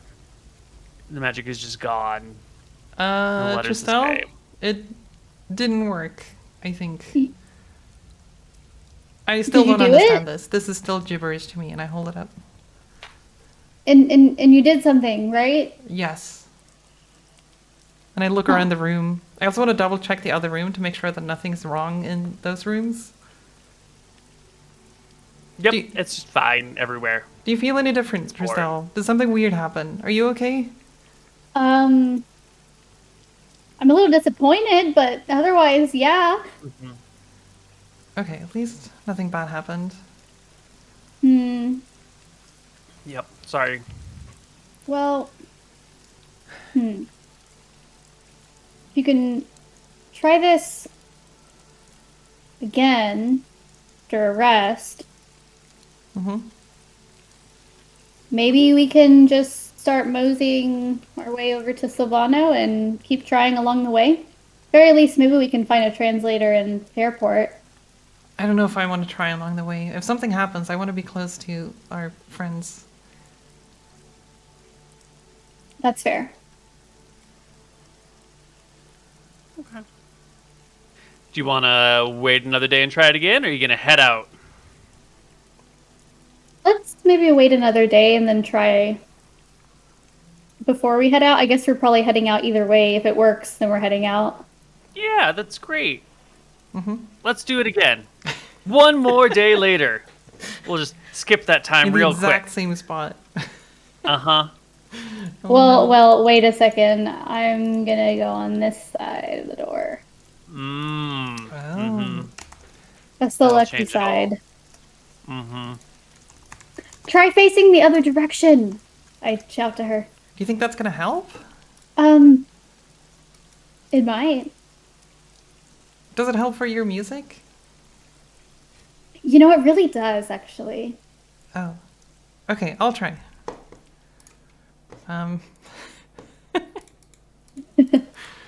Okay, are you sure you're okay, Tristel? Yes. Roll it. Okay. This time, you've got it. Okay. Alright, we got this. You got it. Take a deep breath. Hold it out again. Clear my throat. And let's just go for it. That's also a very low number. Why did I roll so low? Pearl, are you a long-haired or a short-haired cat? Wait, why? Because you are now a very long-haired cat. All the hair on your body grows an additional foot. That's a third of a meter. That's a third of a meter. You is... What's his name? You become a Wookiee. Jeez. Oh my goodness. Just whoosh, long, shaggy, straight, white pearl hair. But do I You look like a understand the letter? Not at all, but you look like a mop. Oh no. Tristel? I'm going to I don't think it scream works. and completely lost my mind. I am charmed by the excessive fluffiness, and I want to run and just grab Pearl and be like, "Ooh, so fluffy." No, Tristel, what are you doing? Wait, what is all this fur doing here? Is this a dream? This only happens in my dreams. Look, be careful. I don't know what might happen. I don't know how this got here. I still don't understand this letter. Nothing works, so then I throw it to the ground. Oh, it's okay. And I want to pull out a little vial. I hypothesize that every time Tristel receives an excess amount of roses, she turns them into goods for her skin and hair. So like a rose oil. And I'm like, here, I can help you take care of it. I know the struggle of having long hair. No. I can't live like this. It's too long. I'm so warm right now. You know, a normal person, this result isn't that bad, but on a Tabaxi? Oh my gosh. This is a significant addition to my body weight, I feel like. Honestly, yeah, your carry load's gonna be lower. So what's my default hair length? I would imagine like... I was don't know. asking, are you a long-haired or short-haired kitty? Yeah, probably like 10 centimeters at the longest, but they're shorter in other places. So like, yeah. It's 4 inches. Yeah. That's amazing. Wow. Okay, well, Beautiful. I can't go into town like this. No, you'll get so wet you won't be able to move anywhere. It'll jeez. just soak. Okay, well, we have to fix this, right? I need to cut all of this off. Do we? What do you mean, do we? Look at me. I think it suits you. No. If you insist. If you insist. Do hairdressers exist? Like barbers or something? Yeah, I was just thinking, like, probably cut your own hair. Yeah, just have someone do it for you. There's not a large enough economy in this town to have a dedicated full-time Right. barber. Who would be skilled at this, I guess? I Maybe volunteer as tribute. Okay. There you go. Okay. Do you have scissors just on hand? Do you have scissors? This is your abode. Oh, true. You can find some scissors somewhere. Okay. Oh, jeez. All right. So take a seat and let's get to work. Do I need to make a roll or something for how well this haircut Unfortunately, I goes? think you might have to. Hey, I'll take a seat. Oh, jeez. This is going to take so long. This is going to be so tedious and arduous and boring. I really want to make a skill check for how this haircut goes. Yeah, I feel like it's like partially charisma in order to like have a good sense of style, and partially like dexterity in order to be able to like actually do the trimming right. But I'm not sure what skill check to use. Animal handling. You can do. No. Oh, that was rude, but I had to. Beautiful. Oh my goodness. I mean, if I was a sheep, it would be animal handling, right? Sleight of hand's funny. I mean, couldn't you do both? Like one dexterity and one charisma? And then they measure the amount of each? I have really high charisma. So I feel like I do everything with charisma. I think we'll do a charisma check for like the maximum, like how good it could be if it was done perfectly, and then we'll do a dexterity check to see like if you can realize your dream. Oh, I understand. Yeah. Valid. Do you have inspiration? Yeah. I do much have does- inspiration. I'm not going to use it here. I'm sorry. Damn. Okay, so I'll do charisma check first. Oh Excellent. yeah. Nice. Oh, Excellent. it's gonna be Hell yeah. great. I have a The vision is vision. there. Yeah, a vision. I'm going to give you layers, a little bit of a curtain bang up front, like Or you leave some length to like style me. the Rachel. And then dexterity. Oh my god, it's great! It's perfect! It's perfect. You are so stylish. Oh my Jesus god. Christ. Wow. Tristel just got an idea for another side venture along with her abandoned mead creation. Wow. You look amazing. My work here is done. What? It really is.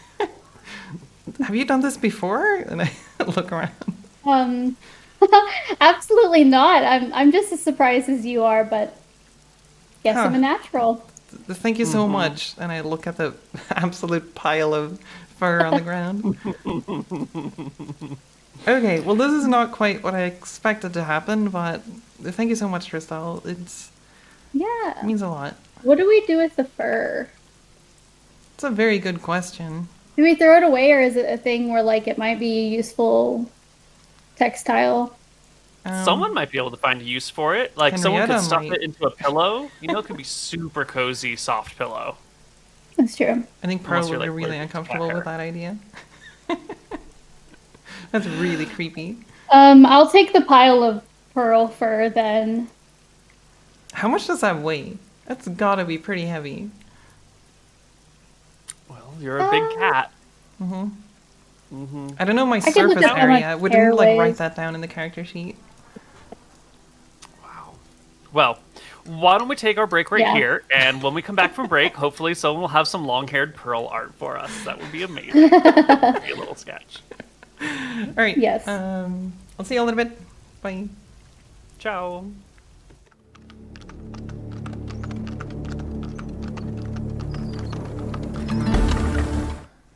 Hello, everybody, and welcome back to Embers of the Wilds. It is still raining. You know what I also realized? I'm pretty sure Stuka would really like that hair for his abomination. And I'm not gonna give it to him. No. Why not? You don't need it. It's trash. I One know. man's trash. But like, One cat's trash is another man's treasure. do you want to yes, turn the let's trash give- into an abomination? Yeah, let's give the necromancer the tools to like probably turn her into a puppet. Yeah, like there are lots of spell components that's like, oh, you need a lock of hair from the person you're trying to scry on that's or like whatever. the most classic, like, IRL, like, don't give witches your hair kind of thing. Right, yeah. Like, But he's so friendly. superstition. He is. Pearl really wants to be friends with Stuka, and she trusts him, but she still finds him very, very creepy. So don't want to like pile on to the creepiness and like give fuel to that. Yeah, I don't know about him. He fetishizes Pearl and, like, super hates half of my lineage, so Yeah, Yeah. not the best vibes, you know. not an ally. Now that you mention it, he's a little bit creepy. A little bit. Just, I mean, yeah. Now that I mention it, Yeah, I had never really contextualized him that way before. yeah.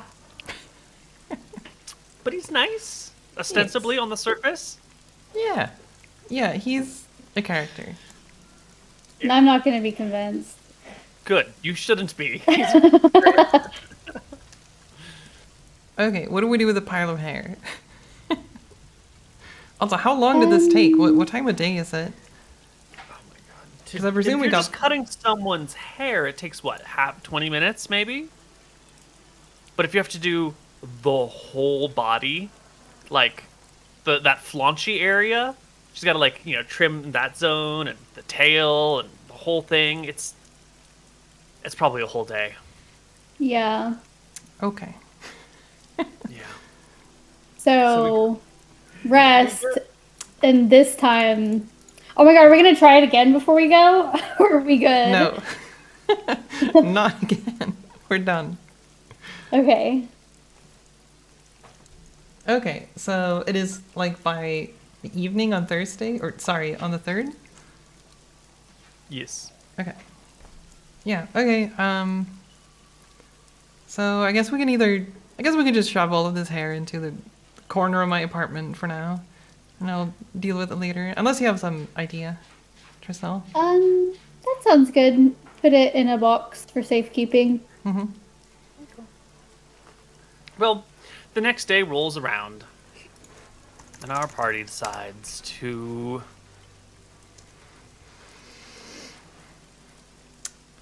Well... Venture... Yeah, Fairport? we would...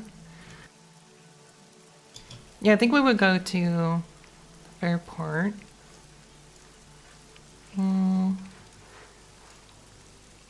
Yeah. I feel like we have a lot of unfinished business with Stuka, but I'm not sure. Well, in my mind, these things are related. Not in my mind. Well, But in okay, your let me mind, put it this way. We also learned that of curses, like essentially what's going on with Eva's like a curse, like control of some kind. So we could maybe see if there's some old cleric in Fairport that could help with that. And ask Silvano if he wants to come be our backup as a treat. But I think that one's kind of like a crazier, like, I don't think Pearl's on board with that one, but we could definitely look for a cleric. Do you not have to tell Pearl about the idea? And then I won't have a choice, you know? Yeah. Yeah.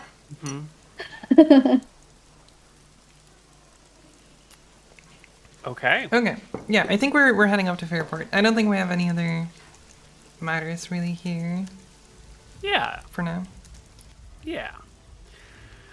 But it's still raining, Pearl. Are you comfortable walking all the way to Fairport in the rain? No, but I don't think I have a choice. You're not just going to stay home and stop adventuring because it's raining? I mean, I prefer to, but I think Tristel has an adventuring spirit. We can wait for it to stop raining if you want, but How long does it usually take? 4 days? Ish. 4 to 5?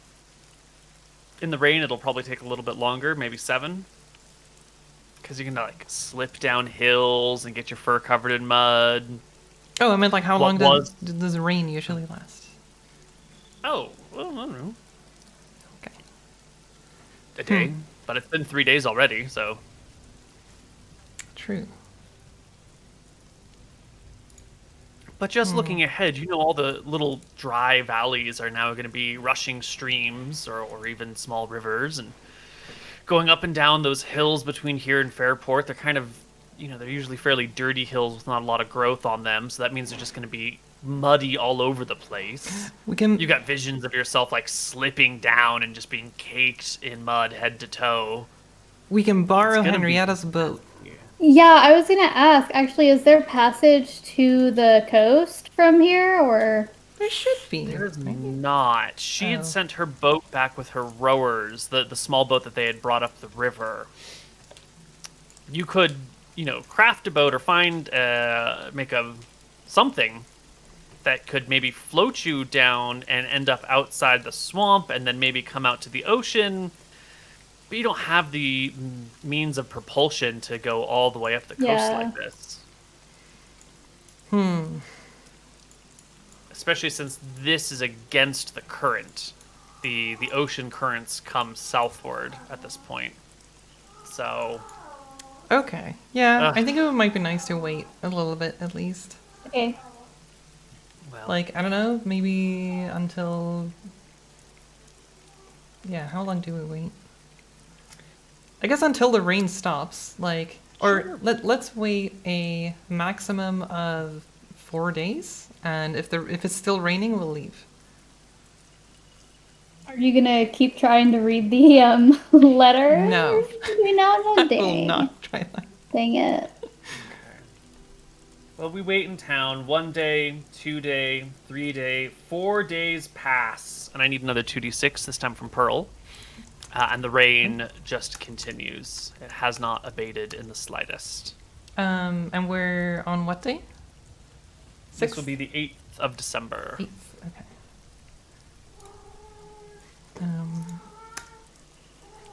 4.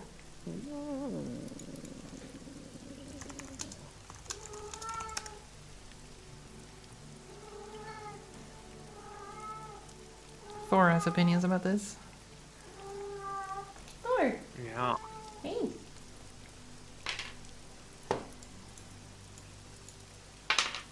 Okay. We don't worry about it for now. What? You can't just do that. Interesting. During this time that we're waiting, can I consult with the town carpenter on Absolutely. creating a covered wagon that like a beast of burden could pull? Yes. The carpenter could make such a thing for you. Thor will tell you that there's not much call for it around here since there's nowhere really to go with a covered wagon. Kaela is pretty much the only place you could get to since a covered wagon being pulled through the hills would just fall apart pretty fast. And even getting to Kaela is such a rare thing that there's just no cause for it. But if you want to build a covered wagon, it could be built. If you're thinking about going over the hills, though, it's going to be... You need a road. It wouldn't be useful there, but I still think it would be useful for, like, going to Northridge, even. Totally. It'd be super useful for going to Northridge. Cool. Yeah. Maybe that'll be ready for us when we get back.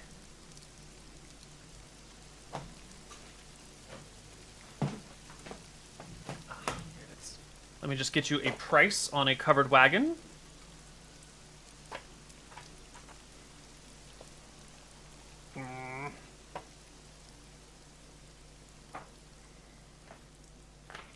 Weapons. Adventuring gear. Container capacity. Ooh, mounts and vehicles. Here we go. Wagon. What? That is unreasonably inexpensive. Yes, we love to hear it. That is unreasonable. There's no way a covered wagon costs less than a sword. That's numbers. Yeah, that sounds weird. Yes. Because isn't like all the wheel mechanics and whatnot, doesn't that also require metals to like... Yes. Or at least some, crafting. You could make it out of wood, but if you want to do it right, you make it out of metal. I mean, I guess swords are like, that's kind of a craft. Like, you have to be really good at it to make good swords, and it kind of requires a lot of precision, but I feel like wagons are a little bit less precise. Yeah. It's It functional. is 60 gold for a covered wagon. 60? Okay. 60 gold. 6,000 copper is the same amount. Fairly inexpensive. Isn't that expensive? How much money do we got in these town coffers? Are you going to suggest to Mayor Barnaby that the town buy a wagon? Yes, for trade reasons.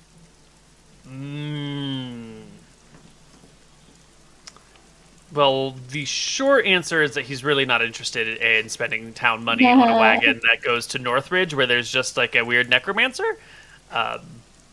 Maybe you could convince him, but off the bat, he's very opposed to the idea. Fair enough. Although, don't you have money? Aren't you wealthy? See, I thought that I did, but I'm not seeing it here. Ah. I might have spent it all on dresses and bongos and paint. All things very useful for a campaign. Okay, maybe I'll hold off on the wagon for now then. Okay. Hey! Boy. Chill. Oh my god, they're fighting. They're mauling each other. Mm-hmm. No, her cats. Look at them go. Look at them go. Oh, yeah. Tristel's cats. Oh, these ones are fighting, yeah. Yeah, it's adorable. They'll work it out. Sorry, it's very distracting. Our party can go by foot to Northridge, leaving on that Sunday. No wagon. Is it Take still you. raining? It's still raining. I am so sorry. And we're Pearl. leaving on the 8th? Or... Yeah. Okay. Yeah, we're leaving on the 8th, and it's going to take a week to get there. And we're going to have to roll for some encounters along the way. So we're But going you to arrive know- on the 15th. Just There to are make sure. fewer... Yes, there are fewer encounters in the rain, because creatures tend to be sleeping and chilling and not running around. So your chances are very good. The worst thing that happens is you do spot you hear a pack of wolves in the night howling at each other back and forth. Oh, jeez. On the 12th, because that's the night of the full moon. And so there's a bunch of wolves howling. But they're off in the distance, and you don't have to worry about them. And soon our party has arrived in Fairport on the 15th, when the rain breaks, actually. Oh, neat. The weather's nice, the sun comes out, the birds are chirping. Fairport is a busy place. But before we get to Fairport, we have to pass by Silvano's lair. And We do. you have a letter for the dragon, don't you? Mm-hmm. Are you going to give it to him right now? I think so. Yeah. Yeah, I guess we trust him too. Like, hey, we don't know what this says. Like, we could Yeah. probably ask. I'm thinking like, what if the letter says like, oh, whoever gives this to you, murder them or whatever. I don't know. Like, I'm more thinking, like, what if it says, we'll offer you ultimate treasure to, like, set the town on fire. yeah, I think we're friends enough with Silvana to the point where we can just have him tell us what it says. Yeah. Yeah. Plus, I like to see his token. It's big. Yes. As you Good walk large. by the lair, you can hear the deep breathing coming from within. You can hear the gentle roar of the dragon and the crunch of his footsteps as he steps out of the lair. What? Too close. What? Wow. Larg. He gives a bit of a shriek, flaps his wings, stretches his back. Why, hello there. Oh, if it isn't the Pearl and the Tristel. Where's your third companion? Oh, she's currently back in town. Splendid. I'm glad to see she has not yet died. Hey, well, why would she have died? Death comes for all people. Oh. Yes. True. Well, she's very much alive. Good, good. You don't, we You we are were free asked- to enter town. I won't charge you anything to get by. Friends of mine. Oh, that's good. Charge? Are you charging people typically? There have been some entrance fees to town that the mayor has asked me to enforce. I am more than happy to be of assistance to the local people. What happens if someone doesn't pay the entrance fee? No one has denied it thus far. Oh. That's know, new. You are a little bit intimidating, so I think it might be hard not to. For most You people. flatter me. Just Well- make sure you're not threatening people. Be nice. No?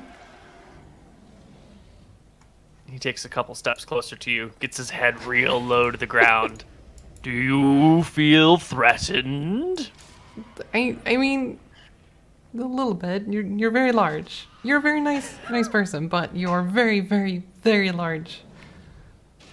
Retreats back to the cozy safety of his lair, just sticking out his head and shoulders a bit.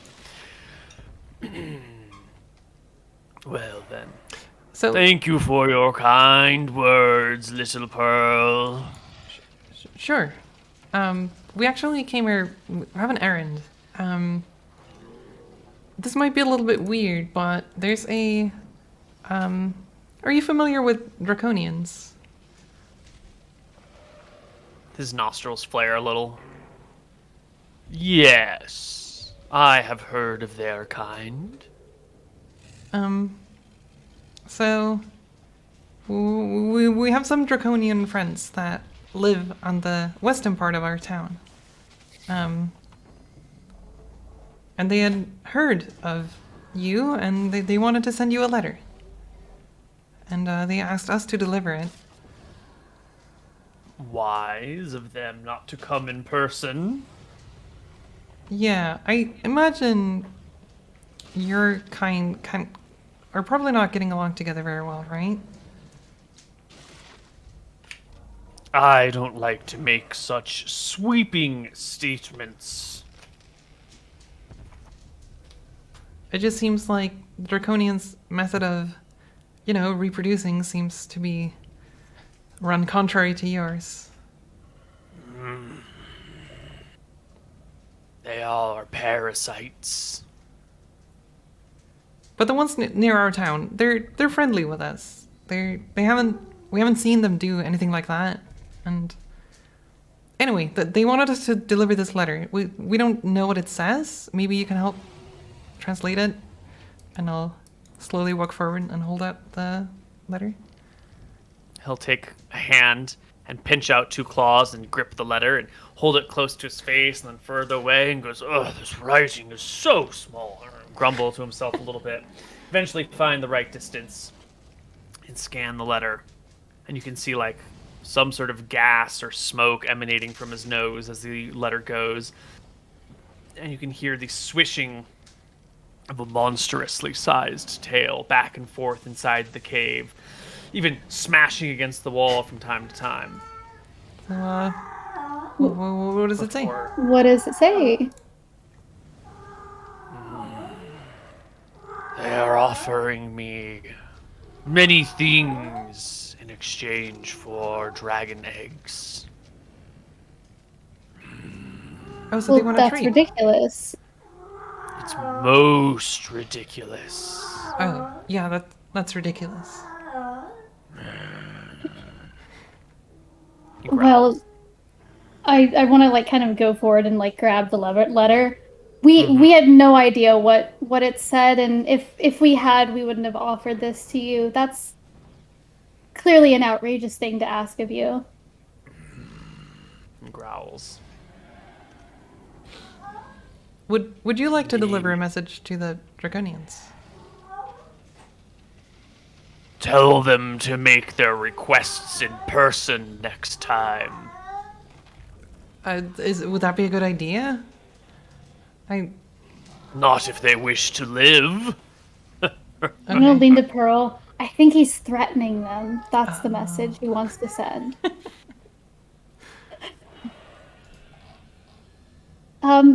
Very well. We apologize again. We won't bother you with these silly requests of theirs.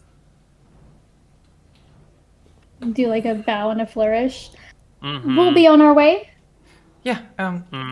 Sorry about that. They just heard of you offhandedly, and since we knew you, they just wanted to reach out, I suppose. Have you told them much about me? Not? Well, I don't think we told them that much, did we? And I turned to Tristel because Pearl doesn't actually know. No, not really. Of course I have a song that I perform about you, and they heard that, but of course their fascination is rather twisted. Anything that they've gleaned from a song is not much at all.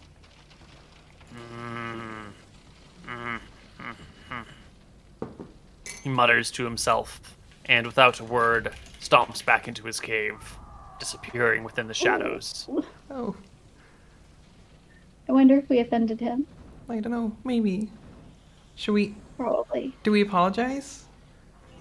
Um, I will slowly walk up to the entrance of the cave.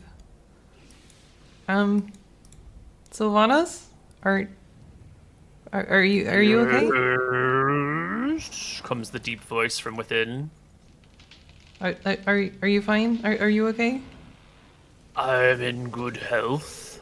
Oh, okay. Sorry. I won't bother you anymore. I'll back off. Good to hear. maybe let's go into town. Let's head into town. Let's head into town, yeah. You make your way into Fairport. It is a happening, bustling little city. The rain has stopped, carts are out, people are trading in the streets. There's a couple of ships docked in the port that are leaning back and forth, rocking with the waves. There's some dwarves haggling with some humans near the front gates over the prices of ale in this area. A cart rumbles past, pulled by two llamas? Llamas. And our party is free to explore. Where are we going? Are you visiting your mother? Are you talking to the mayor? Yeah. The cleric? I mean, it is Mother's Day. It is Mother's Oh, Day. yeah. Damn. But is that the best example? Tristel has a complicated relationship with her mother. It's not a very celebratory one. Is it not the complicated Mother's Day? Yeah, complicated Mother's Day is in September, I think. Oh, okay. I picked a random month. Okay, let's look for the cleric first, but why not? Let's pay her a visit. Yeah. What is your relationship with your mom? I'll just ask Giselle while we're in town. Well, she's a complicated woman. Our relationship is complicated in different ways. As I've grown older, I've understood that it must have been very difficult being a single mother and having a half-elf child. I'm sure the townspeople just said awful things about her. at the very least, with me, she was very strict, very much wanted me to have this ideal life. I think maybe that she didn't have, but the life of a bard doesn't necessarily line up with those expectations. Nor does venturing off on random sailor ships, being gone for weeks at a time, a little tricky. I see. Yeah. But it has been some time since I've said hello. How long ago was it now? Oh, Pearl. It's hard to say. Definitely before I came to Trog Canyon. You see, we got in a bit of a fight the last time that I saw her because I had just come back from staying on a ship, going off on adventures, and she didn't quite agree with this. So then I left for Trog Canyon, but this isn't unusual. Why would she not support you in your adventures? Seems like it would be fun. Well, I think you understand better than any how dangerous this life is. I suppose, yeah. But she should be supporting you at the very least, even through dangerous times or exciting times, or... I think she would prefer if my life were more mundane.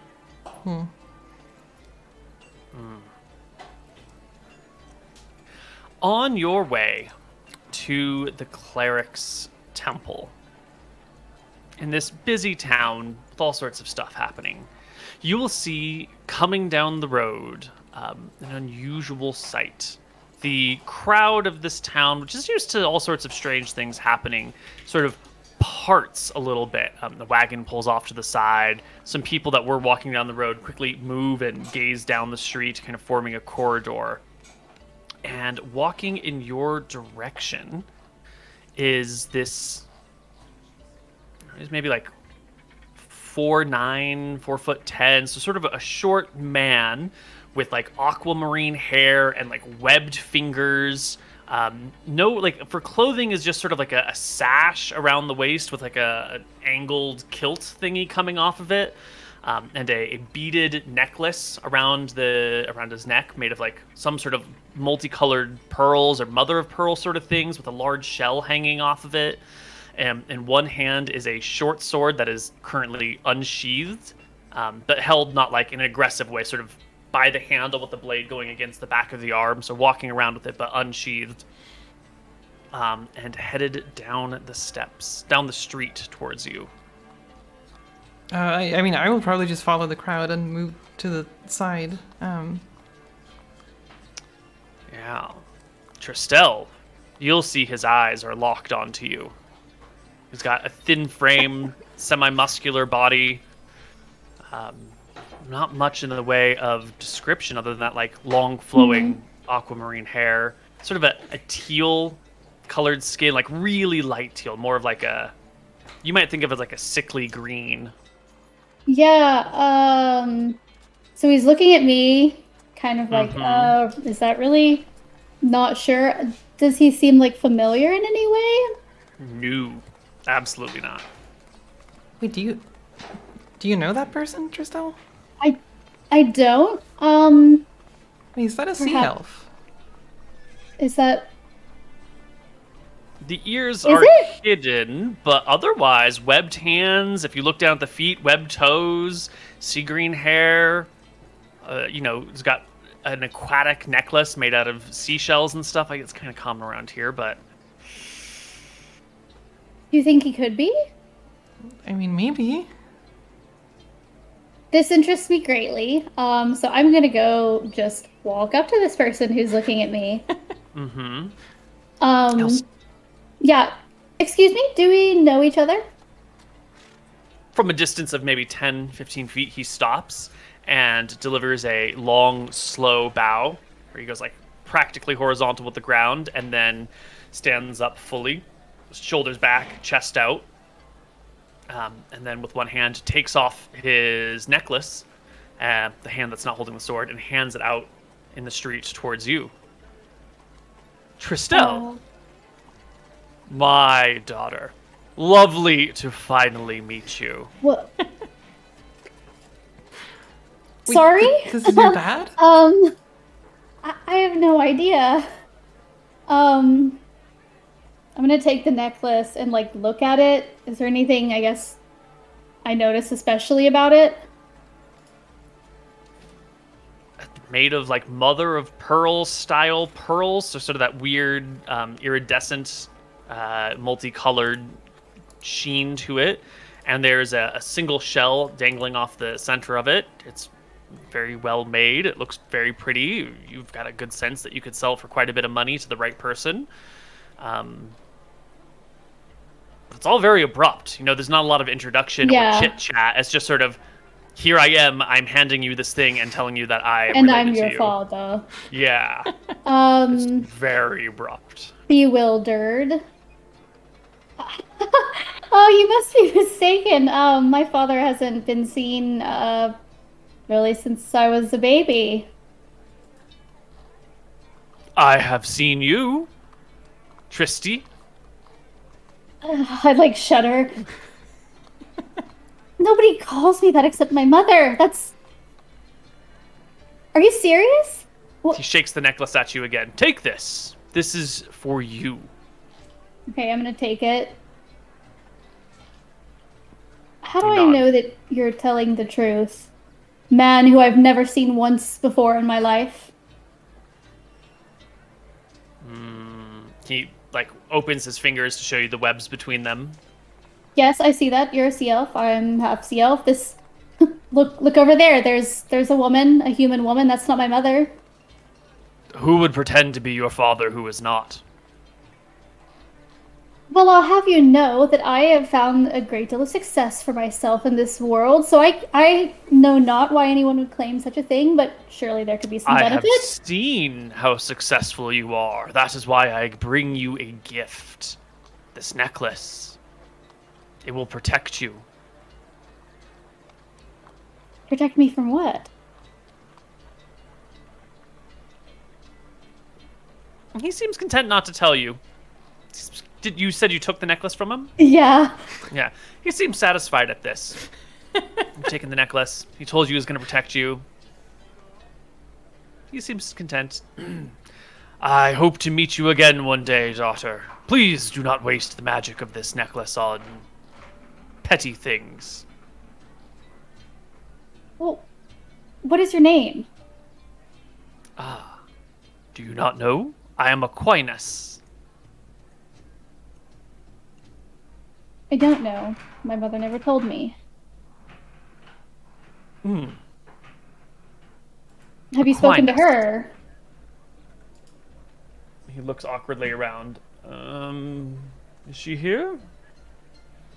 She's in Fairport, yes. She never left. Yeah, that's very nice of her. And I This kind is of awkward. slowly step I out have- of the crowd on the side. Hi. Maybe you should all meet up, like a big family reunion. And I look toward Yes, the. well, I was actually planning to visit her, so maybe she could validify what you're claiming. I have no need to meet with that woman again. But you are an interesting one. I am been keeping tabs on you. I'm proud of the things you have done. I think you will do many more great things. That is why I give you this necklace. It shall protect you when you need it most. I must go back. And without any other words, he just turns and starts to walk, still sword in hand, down the street. Okay, Tristella, what was that? I have no idea. That's never happened to me before. In These fact, that things might be the usually first don't happen. time- That might be the first time I've ever even seen a sea elf. Should we follow him? see where he's going? I like the way you think. Let's do that. Let's follow him. Great. You can begin to follow him back through the town, and you'll see he's like headed straight for the ocean. And as he gets towards the ocean, finally some guards have caught up, because this is a strange man walking around town with a sword drawn, and they quickly, stand in front of him with spears and shields out and tell him to stop, not to move. Who are you? What are you doing in this town? They sort of begin to accost him. And the foremost guard in front of him, he just raises a hand and points it in the direction, and he sort of tosses something at him, which you couldn't quite see where he pulled it from, but he has something in his hand. He tosses it towards the person, and it tumbles on the ground, and the person who's talking to him, freezes completely in place without moving or speaking or doing anything, just holding this awkward posture. And the sea elf begins to walk past him. The other guards, little bit intimidated by the random magic of this weird person, stand back a little bit, keep spears pointed towards him, and he just sort of walks past them and jumps into the ocean. Oh. Damn. Is that really your dad? I don't know. I guess it's possible. He seems really weird. I'd look at the necklace. Can I do a little detective magic? You can. On You're in the the middle of the necklace? busy streets right now, and everyone's sort of panicking. The guards, so half the guards go to look in the ocean, see where he went to. The other half come to, shake the person who's frozen in place. And after a minute or so, they loosen and relax. Disengage from this area, because we're not chasing him in the ocean. No, definitely not.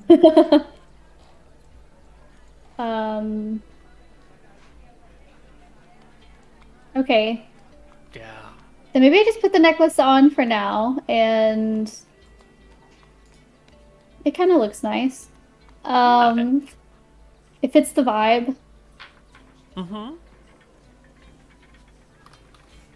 Well, I don't know what to say, Pearl. He clearly knew about me. I will say if he is my father, that's better than a complete stranger that's been spying on me. Oh, you think he might have been the one scrying? Maybe. The shell in question at the very center of it is one of these long mollusky shells. Just a long spirally thing, maybe about, 3 or 4 inches long, and then maybe 1, 2, 3, 4, 5, 6, 7, 8, 9, 10, maybe 20 of these mother of pearl beads that go around it.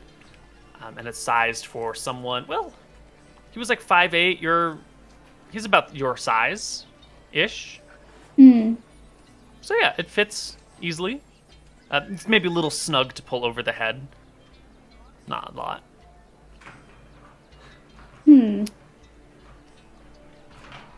Anyway, you said you wanted to find a place to detect magic on this? Mm-hmm.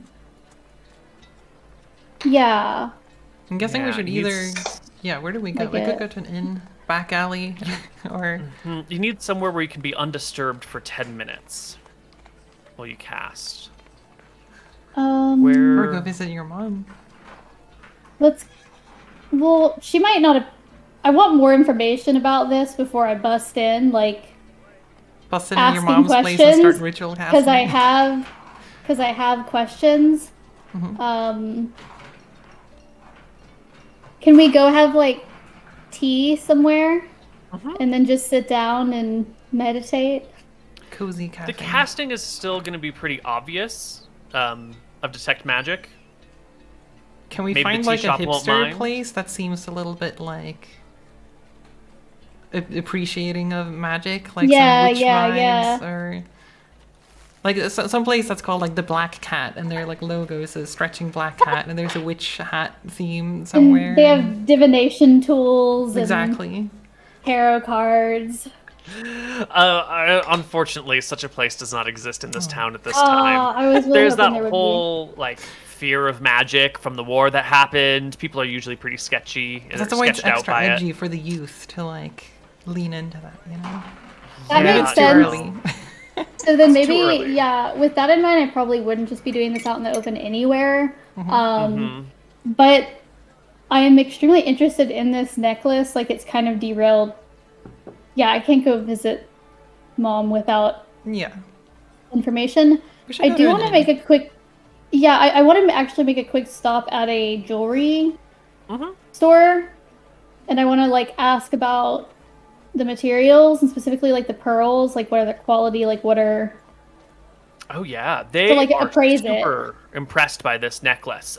They have never seen mother of pearl beads like this. Normally, you can like plate something in mother of pearl if you're very, very careful, and that's an expensive process to like get that layer off of the shell and layer something with it. But then to actually make a bead out of it would be crazy difficult. And these beads don't look like they are like some other material layered in mother of pearl. It looks like it's mother of pearl all the way through.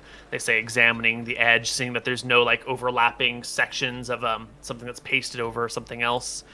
The shell in the middle is some sort of mollusk shell, but it's an unusual one. The golden color of it isn't like any shell that they've seen before. They don't quite have an exact price, but they were willing to pay you 50 gold for it. I see. For just I the won't be center one accepting or for their all of it? for all of it. That 50 was the gold price for all of it. Yeah, they would. If you were wanted to sell it to this person right now, they would buy it from you for 50 gold. Okay. I won't be selling it. But I was curious just because I got a pearl that was 100 GP. Like, what is the value of these pearls compared to that? I know the one I have is like probably much larger. Yeah. Cool. So it's not just random stuff. It's like quality. And not something you Yeah. just easily give away, I suppose. Yeah. Then yeah, maybe let's get an inn room. Someone pony up. If you're gonna split a room, someone pony up 5 silver. If you're getting separate rooms, pony up 10 silver. I'll pony up the silver. 5 silver. Wait, are you paying for both, or? I'll pay for both. Oh, I mean, I'll do I can the pay- 10 I'll silver. pay for mine as well. This is fine. Okay. Hey, Toast. All right. Don't eat. Tristel's treat. Excellent. Here in the inn room, you have privacy and quiet, and you can cast your magics. Yes.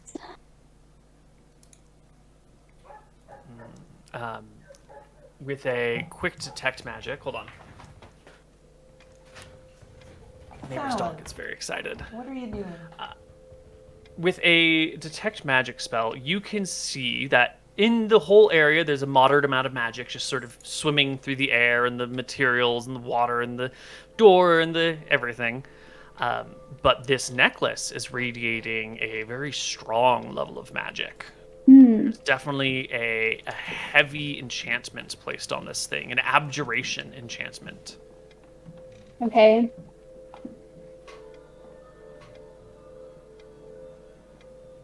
Then, oh bless, that's also ritual cast. Then now that I know there is something on it, I do want to identify it. Which you can do as well.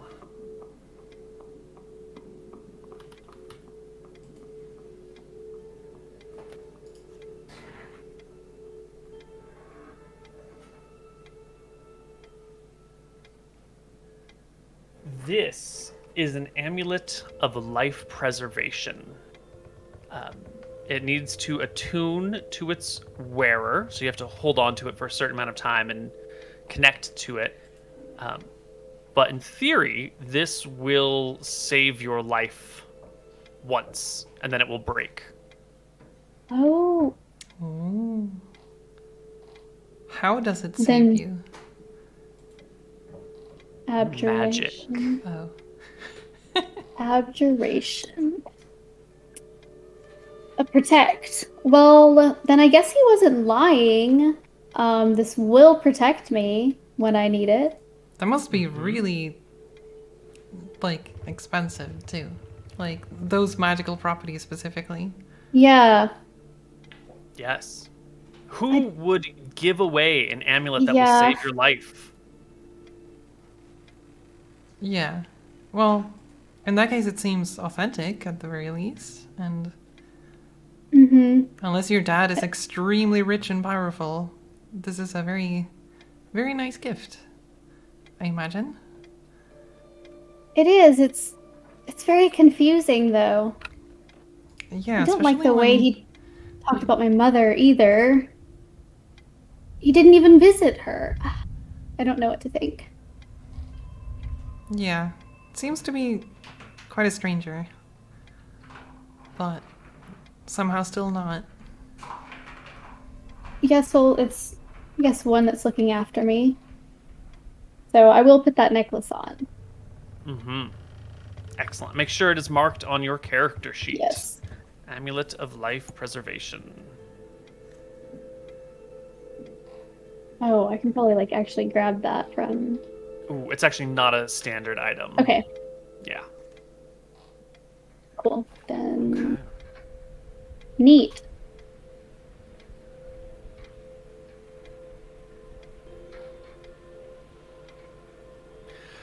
Well, Well, this is probably a most unexpected thing to have come across in Fairport.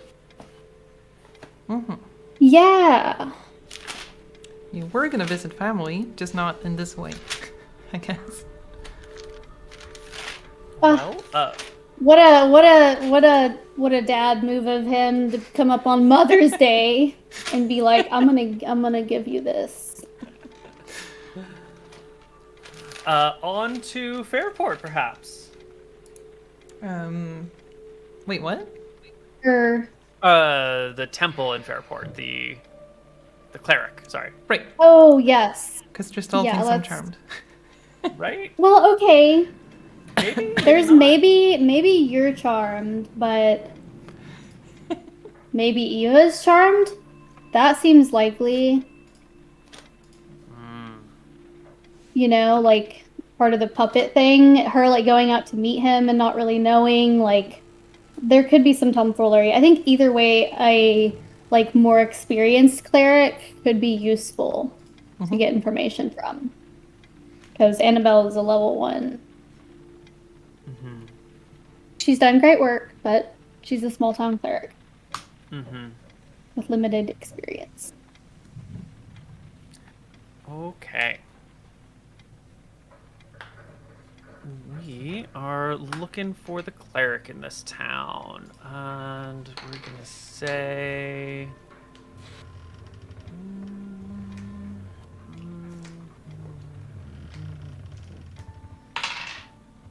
All right. It is. You will come across the. You can make your way to the temple in town. Where is this cleric? You will find the cleric of Agepa. Agepa is the goddess. Goddess. What's the gender on Agepa? I can't remember. The goddess of the hunt. A classic goddess that's been around for, I guess they've all been around for a long time, but is involved in sort of hunting and survival and foraging. And the cleric of that is a middle-aged man, maybe about 50 years old.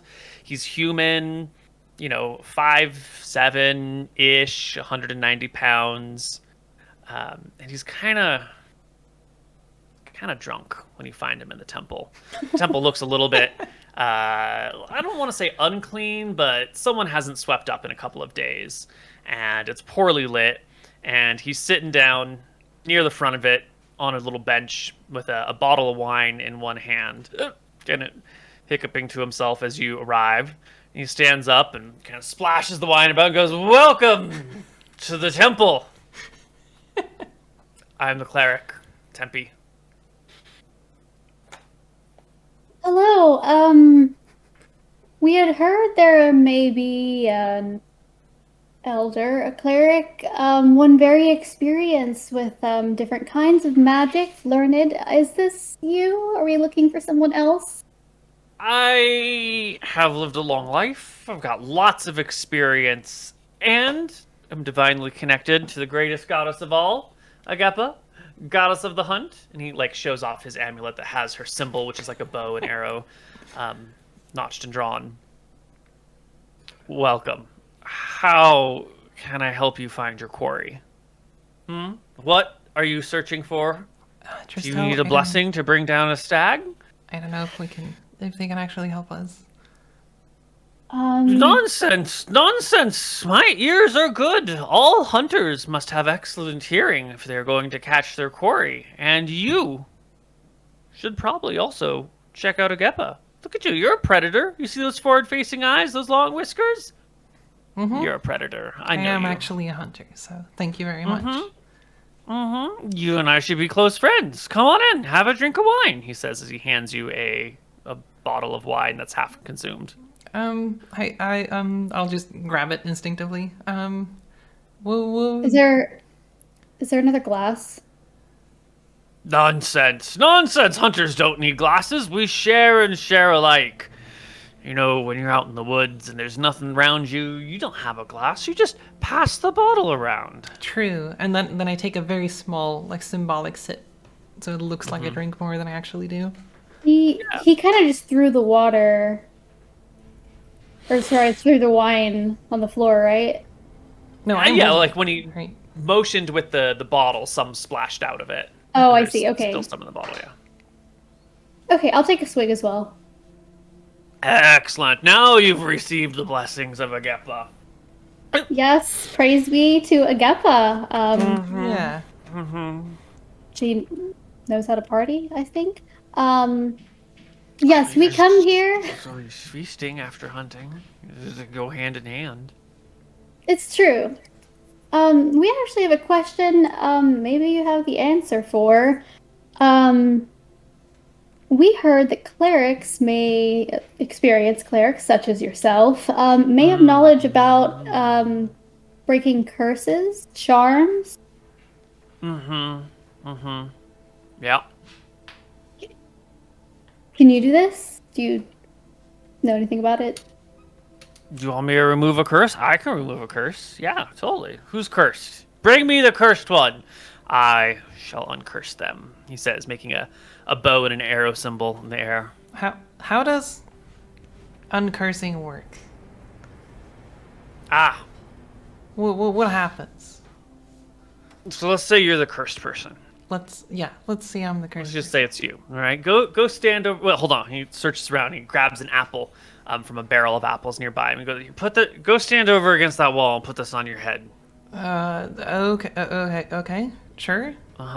Yeah, and then he steps. He reaches down underneath the bench he's sitting on and pulls out a bow and an arrow. No. And then I pull away the apple. Just wait. Just put it on your head. It's fine. No. It's fine. No, I'm a cleric of Agepa. You're lying to me. I know what I'm doing. This is not how this works. I know what I'm doing. No, I don't think you know what you're doing. You will not shoot an arrow by my head when you're drunk. So I'm not shooting at your head. I'm shooting at your heart. That's even worse. So, just stand against the wall. I'm a cleric, okay? You can trust I'll me. put the apple on the ground. Okay, let's say that I'm under that apple right now, and then I step to the side. It's more fun when the apple's on your head. Anyway, then I bless the arrow to have it like attract the curse to it. And then he notches it and draws it and names it in your direction. No. And then I just stand there. It's okay. It's fine. No. No one trusts me anymore. Point at the apple. Don't point Maybe at it's me. because there's not so many hunters. Maybe Sayer should have blessed me instead of Agepa. You know, I Ain't no hunters in Fairport. No one needs me. I don't know what Agepa even wants with me around here anymore. You know, it's just I just don't want you using a bow, firing an arrow directly toward me when you are this drunk. Oh my god, it's a blessed arrow. It takes the demons out of your body. It doesn't hurt you. It might also take the life out of my body if you're not careful. It's not gonna take the life out of your body. Let him try it, Pearl. I wanna see. You go stand there then with an apple on your head. If you're so Yeah, confident. fine. you miss. Okay, miss. fine. Then You gotta put- I'll go take her place. No, You Tristan, gotta I was put the kidding. apple on your Don't- head. You don't- gotta do it.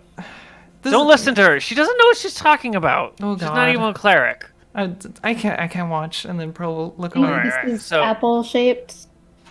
All right, so we draw the blessed arrow, and then I would release it. I'm not going to, and it would fly, and he like drops the bow and holds on the arrow and goes woo, boom, and he pokes you on the heart with it, and it hits you right here, and then the curse would go into the arrow and leave your body, and the arrow would fall to the ground, if I do the spell right, and then we take the cursed arrow and we throw it into a brazier. And it goes up in flames, and the curse is removed. What would Looks over at happen Pearl. See? if you What? weren't cursed? Oh. Well, you probably get shot. Oh, Oh, Yeah. this doesn't seem like a great option then. Well, why did you remove a curse on someone who's just not cursed? What if you don't know if they're cursed? What if part of the curse is that they don't tell you what the curse is?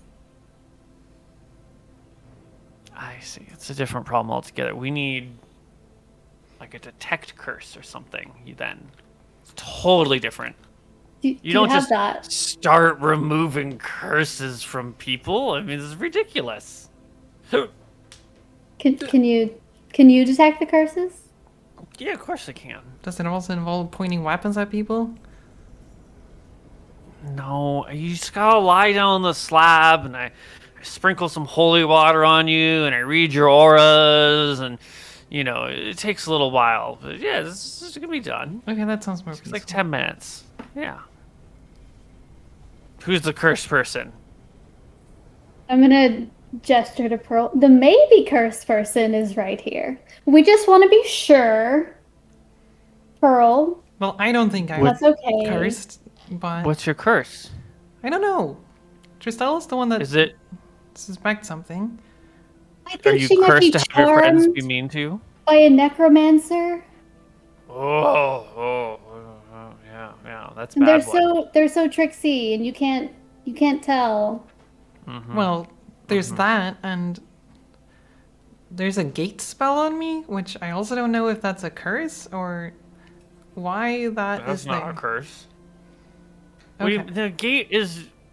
What do you mean there's a gate spell? A gate is like a spot between two things. Can't be on you. You can go through it, but Well- that's like carrying a door frame around with you. It doesn't make any sense. If you you were could. actually in the middle of a gate spell, you'd be half in one world and half in another, or half in one place and another half of you in another place. You'd be in two places at once. It doesn't make any sense. Is that possible? No. I don't know. Has anyone ever... He looks to Tristel. Have you ever touched the cat? Yes. Look, Yes. Is she real? She's Not a- real. I just trimmed her fur the other day. Don't give me that look. Her hair grows just as ours do. Or ours does. That's weird. Well, then she's not in two places at once. She's clearly in one place. It's fine. but then Have you tried what's with the kicking her? gate? Oh, there's a lot of She magic in the air these days. Is You a seen it? wielder of wild magic, if that comes into play. She has She's a summoned creatures sorceress. on accident, yes. You know, created it's a your gate of kind sorts. that ruined the world. There used to Well- be animals to hunt everywhere, and then your kind came around and made all your magic fuss, and now all the huntable animals are gone. I'm all the not big gonna game is apologize fled. for people I have no relation to. I'm very Listen, sorry listen. Fair. That's fair. I'm sorry. It's not your fault. You're too young. Exactly. Well, could you try performing this exercise if perhaps she has a concealed charm on her? Do you want me to try and remove a curse on her? Or detect a curse on her? Detect Yeah, Detect come here. first, please. All right, let's go over the altar. Hold on, it's going to cost money. Dang, much? no How one- much?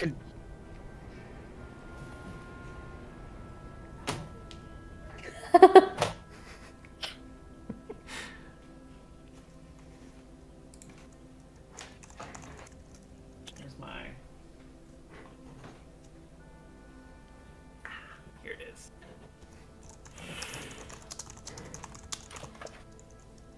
magic ain't cheap, and it's a donation that you make to the temple to preserve the image of Agepa and maintain the temple.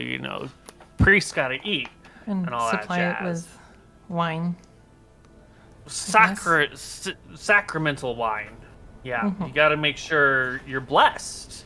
And so Yes. you drink the sacramental wine so that you can maintain the magic on you, the blessings of the great goddess Agepa, who I still don't know why she blesses me with her spells. It's not like I'm doing anything useful here. It's not like anyone comes by looking for. I mean, everyone's out there fishing. Fishing's not quite hunting, They pray to different goddesses when they go fishing, and all the big game is gone. Now there's a dragon around, scaring off everything else. There's literally no reason for me to be in this town, Tristel, but do here you I think he's am. actually capable of this?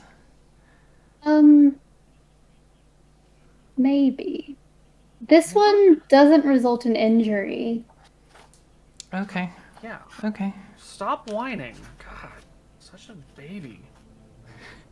Where is that damn... It's under the NPC section. Oh, I gotta find my notes on. I'm It's gonna been just so like long since I was shove in a bag of Monster silver Pro. at him. Oof. 100 silver.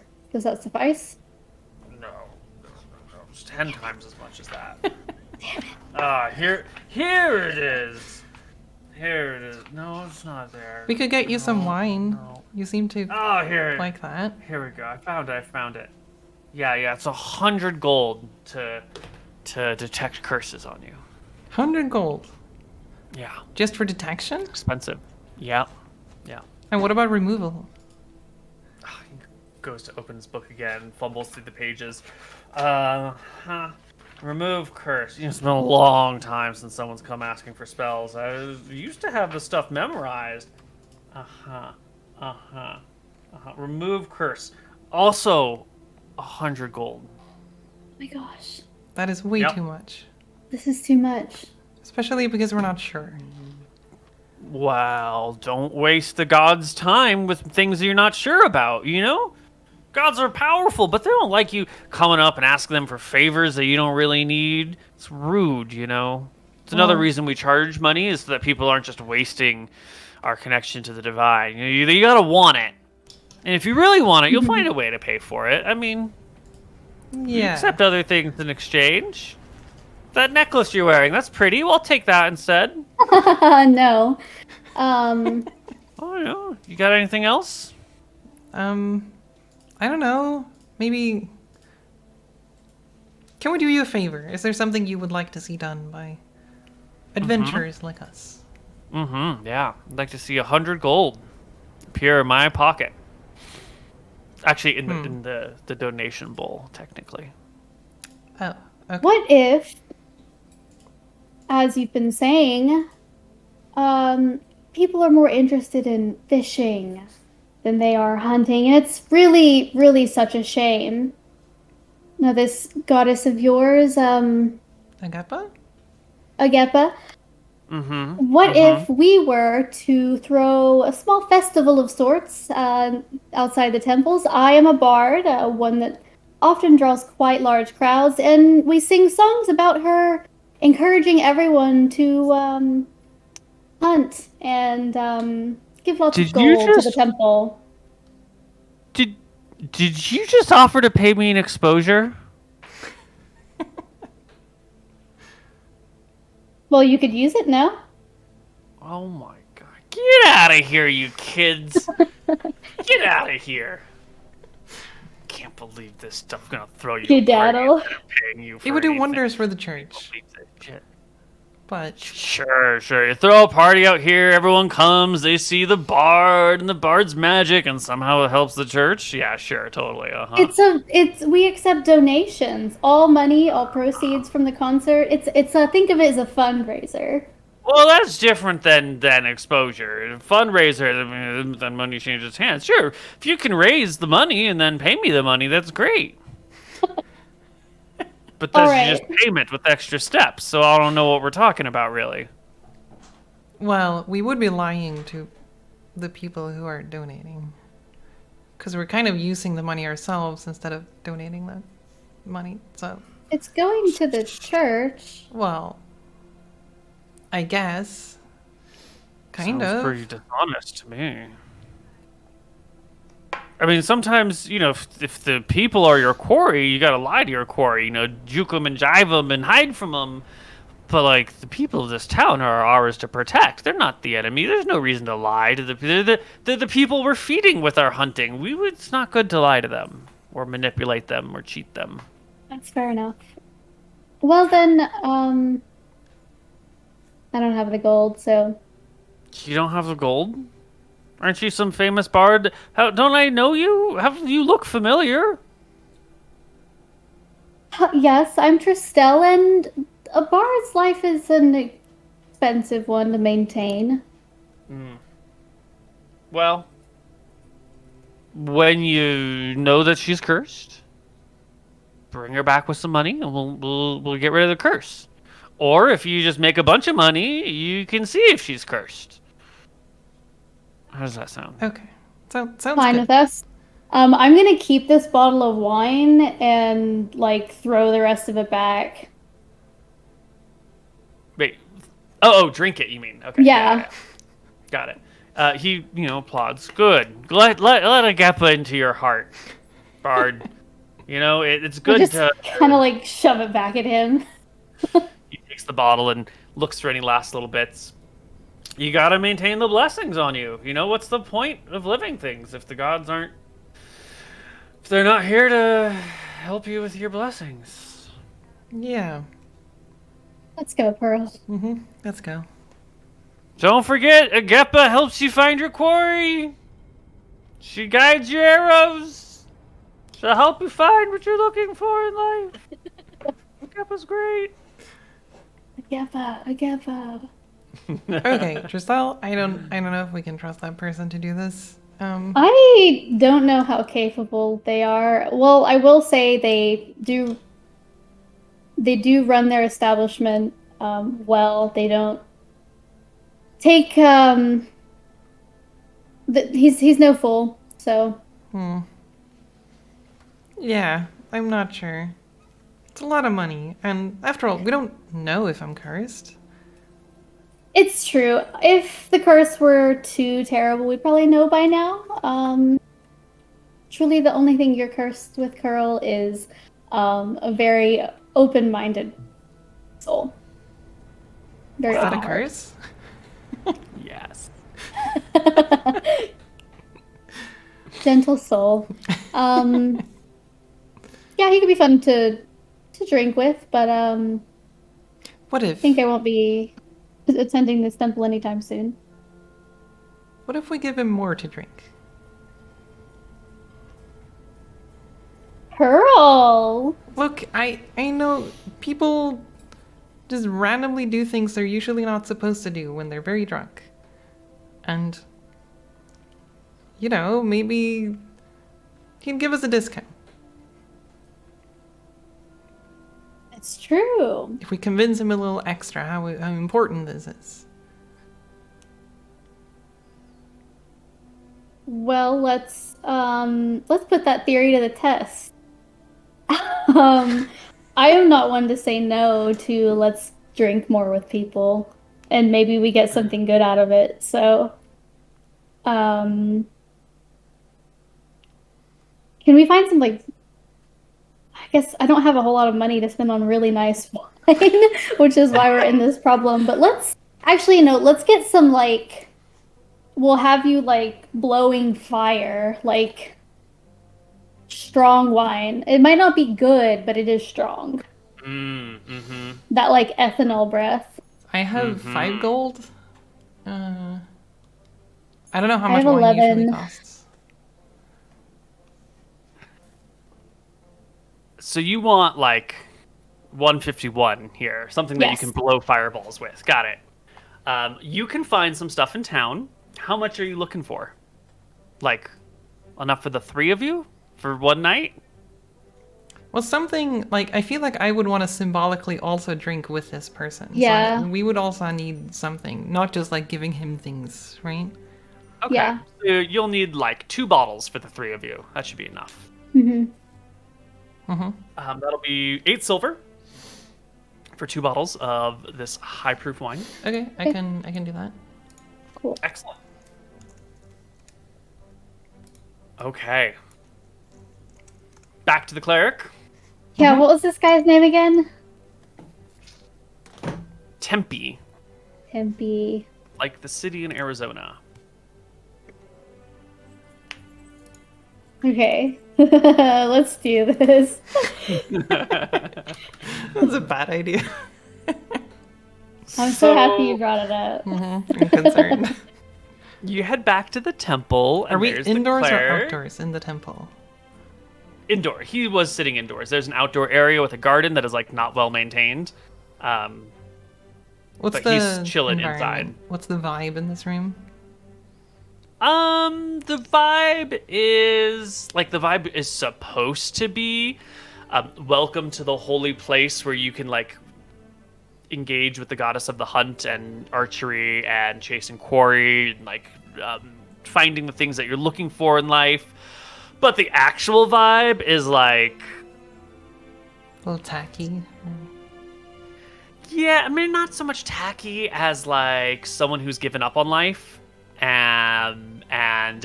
Like if you've ever seen like a library that's run down and in bad shape and there's just sort of like books falling over, you know, like there's the bow and the arrow symbol of a Geppa up on the wall and it's fine and the statues are fine, but like there's a bag of potatoes over there and that's probably not supposed to be just sitting in the middle of the floor, but someone dropped it and didn't pick it back up again, and the candles have like drip wax all over the place and no one's gone to collect the wax to like reprocess it back into a candle again, and it's kind of dirty and dusty and there's cobwebs and some spiders around, and is that a rat running across the floor?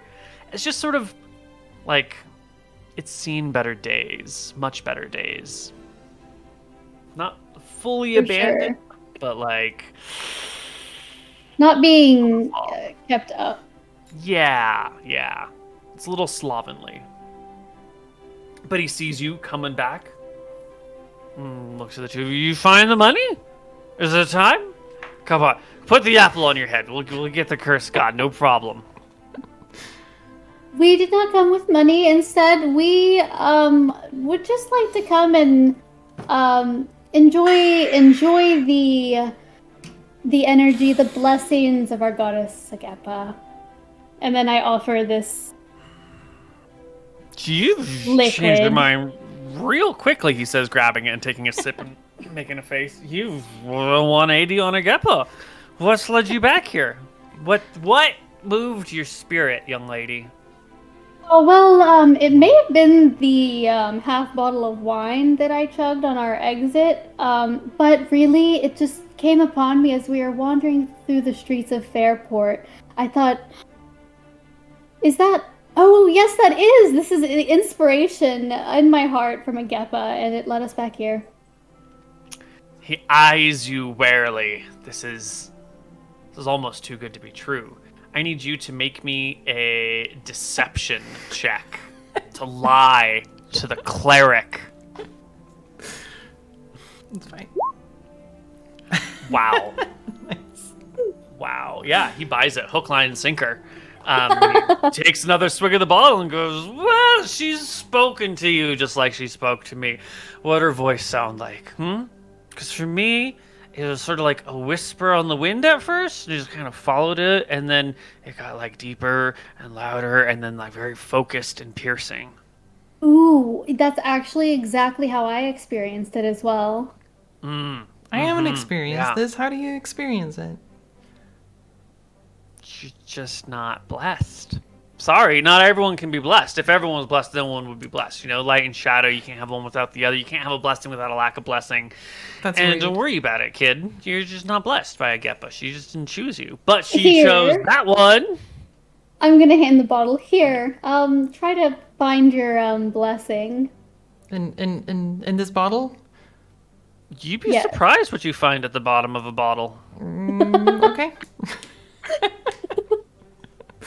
I will awkwardly drink. Pearl How doesn't much- usually do this, so it's kind of... She doesn't know how to look casual doing this, but...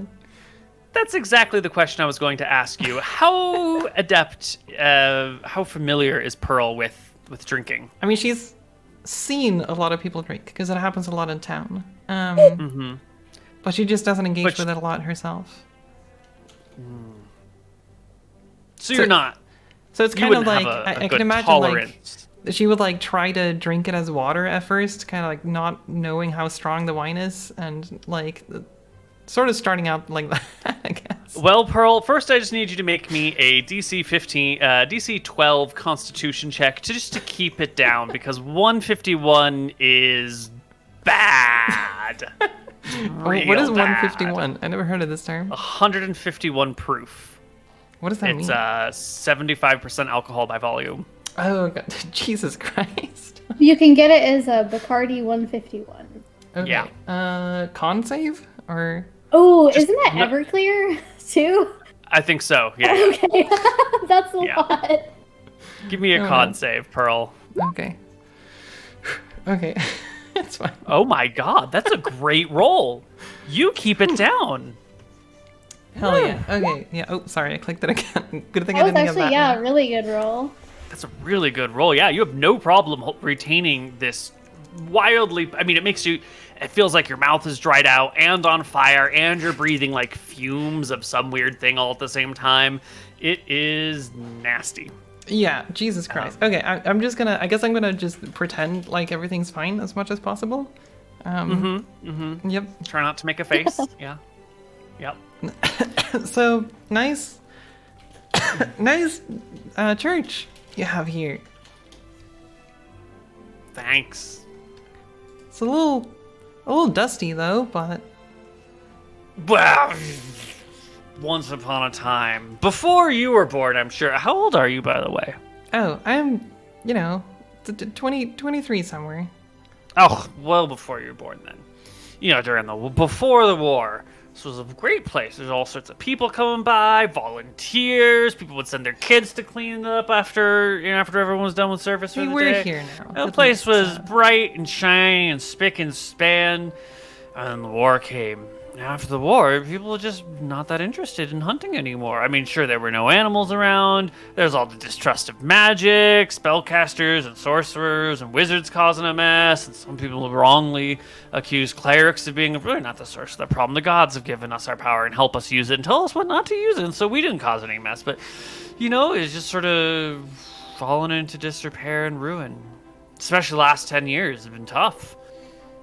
So why does Don't nobody even see come the point here? in- I don't know. They don't need it. They don't want it. They think it's not useful. Maybe they find other clerics or other deities, other priests. There are other priests in town. No, they're clerics, and there are priests in town. Sure, they guide people towards Martha, goddess of healing, whatever. Goddess of life. Sure, yeah. You can't get through life without life. I get it. Doesn't You don't help like find Martha, the things. No, Martha's great, but she's just like overrated. Just kind of like the default Yeah. god, Yeah. Yeah, like, sure, worship Martha. She's great. Ask her for help and favors. But, like, she's so broad and general. Like, Agepa's great when you have those specific needs. You need to find a thing, or find a person, or bring down your quarry, or, there's a lot to Agepa. And, oh no. If I knew the answers, I wouldn't be in this situation. I'm in a hand bottle. Yeah, Martha's overrated. Totally overrated. It's also overrated? Pants. Wildly overrated. True. I actually agree with that. They're really uncomfortable. Yeah. Skirts, robes, all those things. Pants? Why would you individually wrap your legs in there's no airflow, it doesn't breathe. They get It ain't tight when you right. put on weight, and then they don't fit as well. They're like prisons for your legs. Pants are overrated. Skirts are where it's at. Love me some skirts. Love me some robes. Robes are my favorite, because if you gain a little weight, you just tie your knot a little bit looser. Boom! Set for Dave. Or you can just not have clothes at all. They're just all tight and annoying everywhere. Aren't you wearing clothes? I mean, I kind of have to because everyone else does. Yeah. Yeah. Well, you're a natural creature. You don't need clothes. I know, but I feel like people would look weirdly at me if I don't do it. So, Not in the Temple of Agepa. We Oh, are you our know- natural selves here. If you're a huntress, you should be in your natural state. I am not going to be in my natural state here, thank you. But Fine. I mean, I look, wanna- there's no skin off my back. I'm not invested in this. I'm just encouraging you to be who you are. Be true to your animal form. We should all be true to our animal forms. Yeah, we should. I'm gonna throw back some of the 151 and then hand it back to him. Yeah, I'll take another swig. I'll also have a little bit more. This time less than the first time. I would like to start playing a song to like really get the vibes up and have him stop trying to ask Pearl to derobe. Amazing. And so I want to just like, honestly, the energy of this song, I want to be like a little bit Tenacious D. Oh my god. Okay. But like about Agepa, and like how righteous she is and like hunting's the best and like, rock on, like Martha overrated. Agepa is where it's at. Like a little bit punk rock. Well, since there's no preparation for the song, I definitely need a performance check from you in order to wing it. Oh my god. Hell yeah. Killing it again, Tristel. It's... the Plus cleric 10. is into it. He's got the bottle. He takes a couple of swigs. You talk about Martha being overrated. He chimes in. Astare's overrated too. Blah, blah, blah. And minutes pass. Hours pass. And the cleric is like deeply drunk. Like swaying Yes. while sitting down drunk. Is this the goal? Yes. I'm gonna ask him. Also very drunk, probably like we're all like flushed. Pearl, I guess we could see like her flush, but I think I just Her look toe beans are confused like right red. now. yeah, Agepa really is the best, but She knows her shit. She hasn't But- talked to me yet. I am disappointed in this Agepa. You told me Maybe she you would gotta talk to open me your if I heart. just have some of this, and she hasn't yet. Because I can see it. You're a predator. You're guarded. You don't know how to let people in. You don't know how to let people connect. You're always afraid that something bad is going to happen, and so your guard's up. But I thought You she gotta, would like- appreciate being a hunter, Yeah, totes. Like, you need that, like, for your hunting. But to connect with another person, even a deity, you gotta open yourself up to them. You gotta let them in. How Pearl. do you do that? Let her into your heart. Do I open the gate on me that I don't even know how to open? Or how does Yes, this work? open the gate to your heart and let her in. How It'll do be I- fine. Where's the handle? You get the key and you just unlock it and you just throw it open. Okay? Do you have keys? I don't have a key. It's a metaphysical key. What? It doesn't exist? You tell her, he says, looking at Tristel. You explain it to her. She doesn't get it. I don't get it. It's kind of like intuitive, but, and I look back over at him, if she's cursed, can she even let Agepa into her heart? Oh, shit. I know. There's a lot of different types of curses. Some of them are like creatures inhabiting you, evil spirits. Some of them are like curses laid by wizards that could totally block off your chakras. That could totally get in the way of that stuff. It is You a gotta like curse that stops cleanse Agepa. your soul. Shouldn't you like check? No, but we can't do that. Oh, you're right. Well, I guess we can't let Agepa into your heart. Well, I'm trying, you but- should try. Come on, Pearl, try. How? You know how. Like, you told me to get a metaphysical key from who knows where and open the gate, and I don't even see the gate. Tristel just says it's there's not a gate. Physical and gate. You're telling me that I'm just connected to some other metaphysical realm, and I'm just really confused. Yeah, because there's the prime material plane where we are, and there's the spiritual plane. Falumbra, she's the moon. She's where the souls come from and where they go to, right? And then up in the celestial sphere, where the moon is where the gods are. And so you gotta open the metaphysical foracle gate between you and the celestial sphere and let the gods in. It's easiest at nighttime, but you can do it during the day. Oh, you want me to open anytime. a portal? It's not a real portal. We're talking, the things that we're talking about aren't real objects, so we have to use metaphors to talk about them. I say open the gate. I don't mean go find an actual physical gate and touch it and unlatch it. We're using metaphors to talk about things that can't be seen or heard or felt or touched, you know? But... You wouldn't get it. You're not a wizard or cleric. You don't understand magic. It's fine. Since we're already here... getting a priest drunk, trying to get our way. Can I try to charm him? Like magically charm him? Yeah. Do you have such a spell? I have charm person.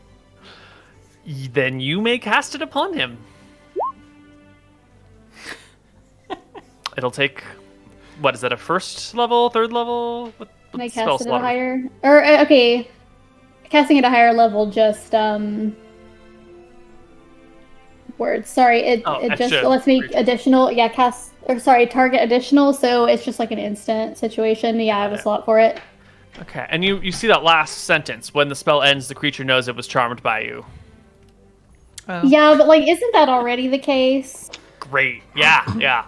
So while his back is to you, while he's facing you, how are you doing this? Well, I'm having a conversation with him, so you can just do it.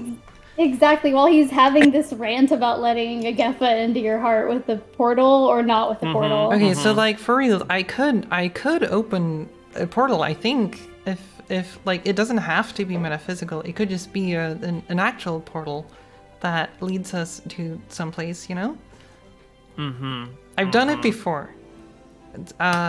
Once, I think. So which immaterial, spiritual, astral thing do we need to go to open our hearts to the Gappa? The cleric gets I'll get you a question in a moment. The cleric gets a saving throw to avoid the charm effect. What is your spell save DC? Oh, it's right there. It's 15. Okay, so he needs a 15 or higher. I'm going to give him a penalty of 2 because he is currently deeply inebriated. He fails his saving throw. He is charmed by you. Okay. He looks at Pearl. It's like, do you have a friend, Pearl? Yes, and I point at Tristel. I have a friend. How did you become friends with Tristel?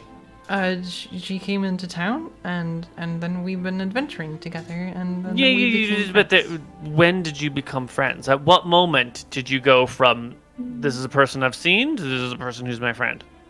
Oh, that's a very deep question. That's what I'm saying. What when it happened? It happened when you let Tristel into your heart. So you just gotta do the same thing. And do the same thing with Agappa that you did with Tristel. So you want me to trust Agappa like a friend? I want you to trust her like she's your goddess. Give it a try, Pearl. I don't know how to do that. I've never met Agappa. Don't I need to meet someone to make friends with them? Just close your... She knows you. Okay. You might not know her, but she knows you. So just close your eyes. Okay, I have closed my eyes. What do I do now? Accept her. Do you feel anything? No. I feel like my balance is not very good right now, but... Can't hear any god. Okay, this is what it is. You're still too uptight. Here, and he hands you a bottle. You need to drink more of this. When you're loose enough, you'll let her into your heart. I'm already feeling weird. I don't know if I should have more. I'm sorry. I didn't realize you were a pussycat. Hey, I am not a pussycat, and I grab it really quickly out of his hand. I'm gonna lean over to him and be like, I'm so nervous that she's cursed. What? No, Do you hold on. think- We'll get rid of this curse. We gotta get her connected to Geppa, okay? Just when she's done drinking, get her on the altar, okay? Got this. He shakes his hands and goes and he grabs the 151. Puts the 151 down. He goes and looks for some sacramental wine. Okay, Alright, Pearl, Pearl let's took a do big, this. big swing this time as well. All right. He comes back over. Oh god, Have you this gotten is Pearl to lay on disgusting. the Why do altar? people drink this? I actually don't like this at all. It just burns my throat. Why don't you lie down on the altar? The effects are definitely less intense if you lie down. Wait, what's gonna happen on the altar? Open up your heart. Like physically or metaphorically? No. Oh my god, she's so hard to deal with. Metaphorically. Okay, sorry. I'm gonna lean into Pearl. We got this. Okay. Just trust me. Okay. Okay. And then Pearl will scoot up on the altar slowly. Slaps his hands together over your body. Oh god. Rubs them together for a little bit. Don't do that again. That scared me. Gets the bottle of wine, shakes it, and starts to dribble wine across your fur. He starts murmuring to himself. I'm wet. Why did you do this? Shh, you're gonna interrupt the spell. I got it. Okay, He sorry. sprinkles some more wine on your body. He's like, Agappa, you gotta guide us to the curse on this creature. She can't feel you. She can't hear you. She can't even connect with people or each other. She's so closed off. Agappa, tell me, is this poor creature cursed by some demon, some monster, some necromancer?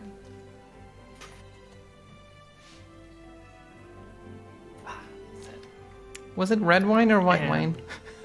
Yeah, I gotta Asking know. for a friend. Oh no.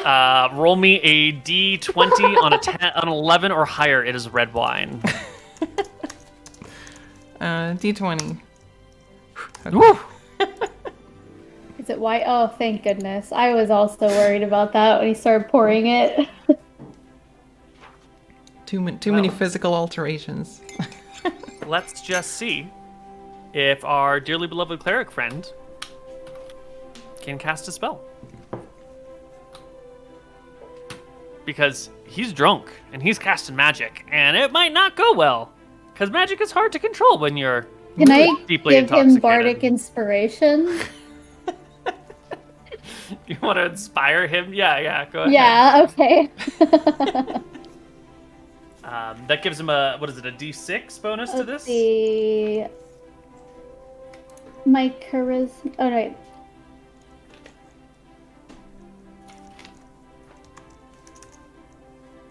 Yeah, a d6.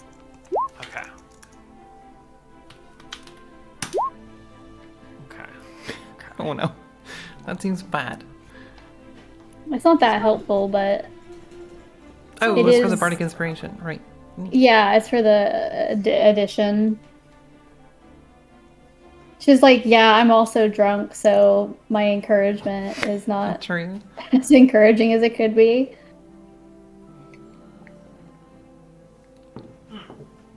Chat is saying it should have been a 1d8. That's saying it's a d8, but this definitely says a d6. Ooh, but you are a higher level. It does change as you level up. Oh. Yeah, it might be a d8. Let's roll that. Whoops. Oh, I did. Okay, that's a good point, because I did, like, hand copy this in, so I should probably update that. Okay, so you get a 4 on that, and something over there. Okay, at 5th level. Cool. Thanks, chat. Actually, we should have done this.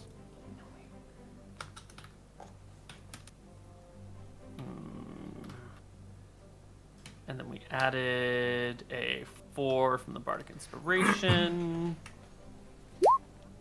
Okay.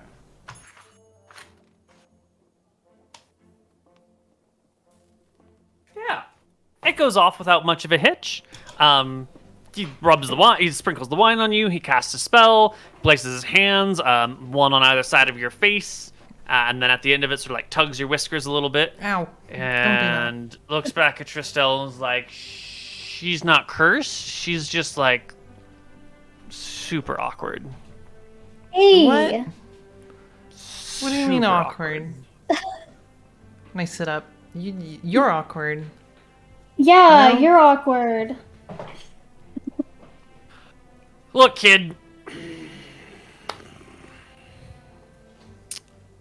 What were you saying? I'm gonna look at Pearl. Maybe we can, like, keep praying to Agepa and like it'll happen eventually. Right. Maybe. Yeah. Wait, what is happening? I'm opening the gate to Agepa's heart in order to. I got it. Yeah. Why are we I doing? got it. No, I got it. I got it. The problem is that you're a cat person, and you're trying to connect to Agepa inside a temple, right? Is But that that's the not wrong who you are. place This for is it? just totally wrong. Mm. You're a huntress, right? You're in your element when you're cruising around the woods, pouncing on shit and ripping it to pieces. Oh, That's how you connect to a Agepa. You gotta get out of this stuffy. This is for humans, and their boring ass way, our boring ass ways. But if you're a natural hunter, well, let me see your claws. Yeah, you got claws. yeah, I Yeah, got so- it. Yeah. Yeah, you gotta be in your natural environment. You gotta get rid of these human clothes. You gotta go out there by the moonlight and you gotta hunt a creature down. That's how you let a Agepa into your heart. You gotta connect with your roots. Just go with your Yeah. natural full nature. huntress. You gotta do it. You gotta Should do I- the The thing. moon. Should I really the moon do is that? bright. All my life, I've had to convince people that I should be part of the human society, and now you're telling me people that are I should stupid. just not do that.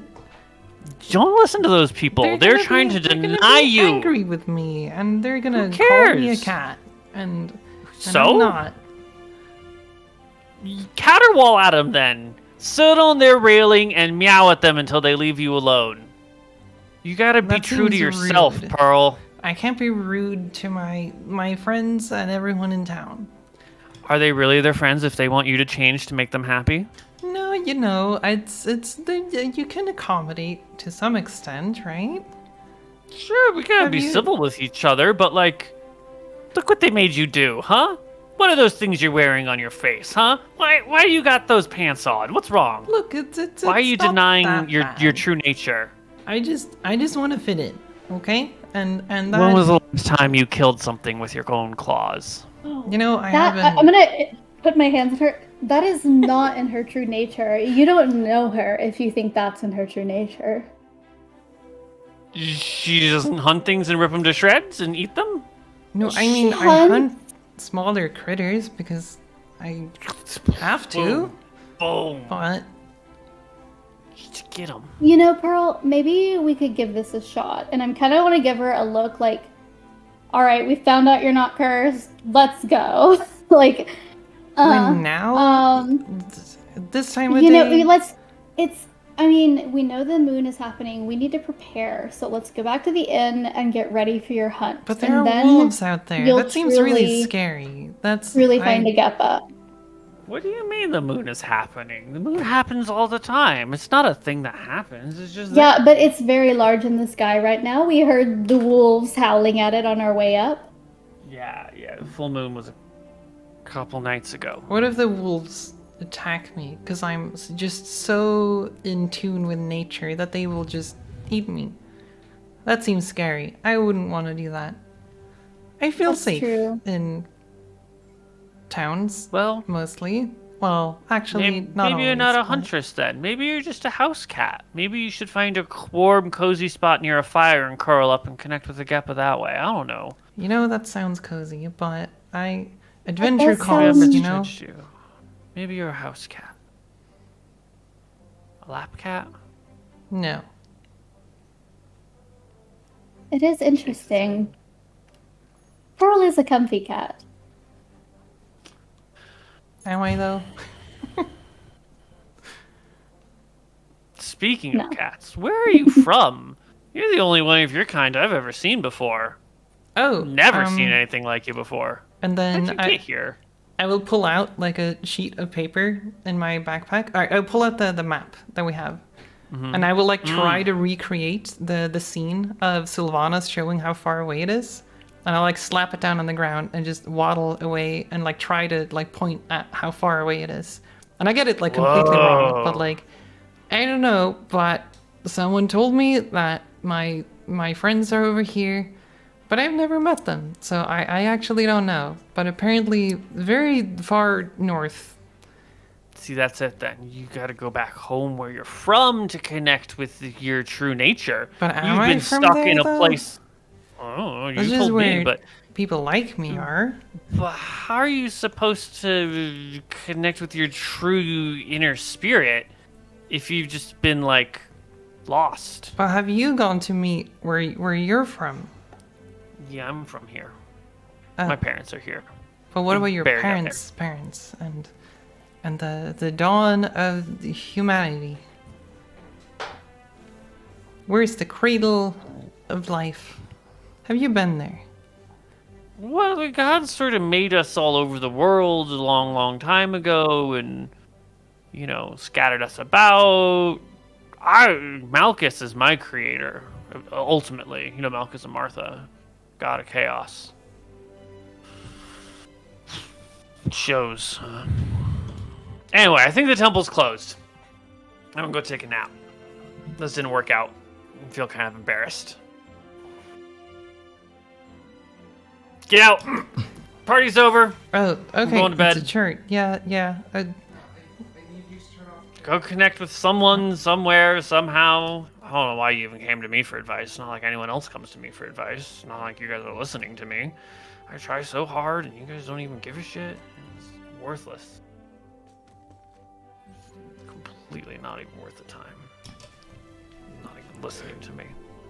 Sorry, I Doing had to their own tilt the thing. camera for a bit. No desire to connect with a Geppa.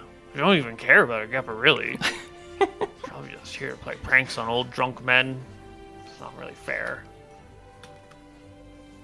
Okay. On our way out, I do want to thank him, and I do feel bad about the drunk man comment. So Tristell's gonna go land a a polite little kiss on the cheek of this person, and then mosey off.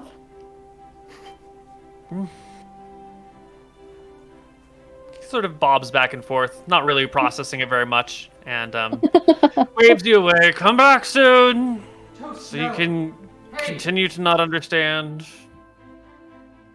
It's fine. It's fine. Just like everybody else. No one needs a Geppa.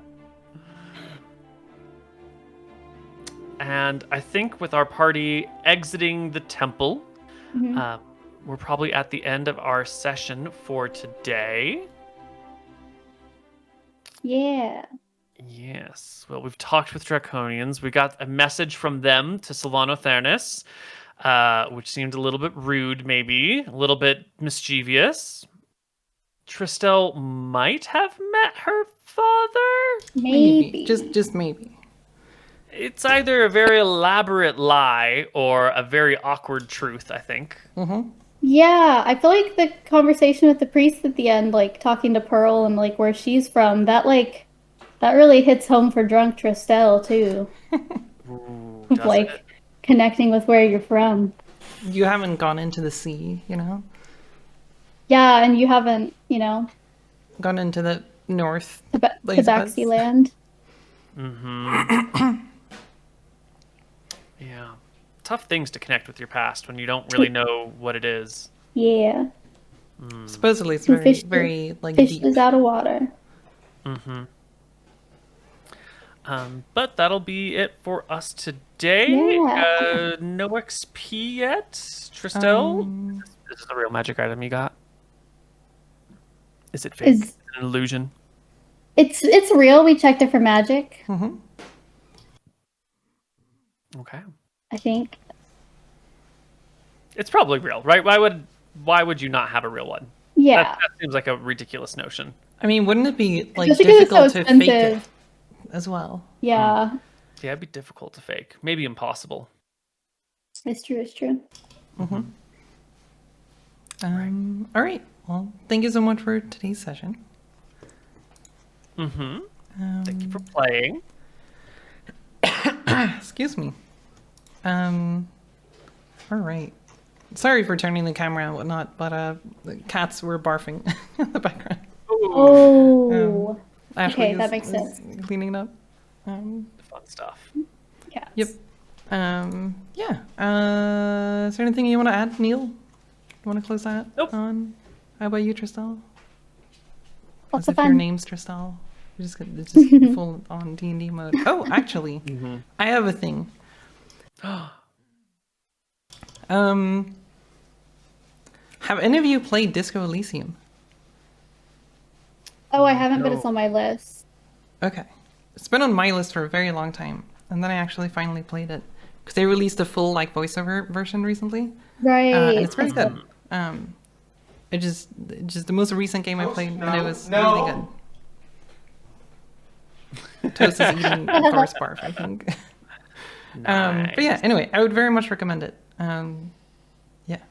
Speaking of barfing and holding in your guts, it's a theme in one part of the game as well. Hey! No! Oh, that's funny. I hear it's a pretty trippy game.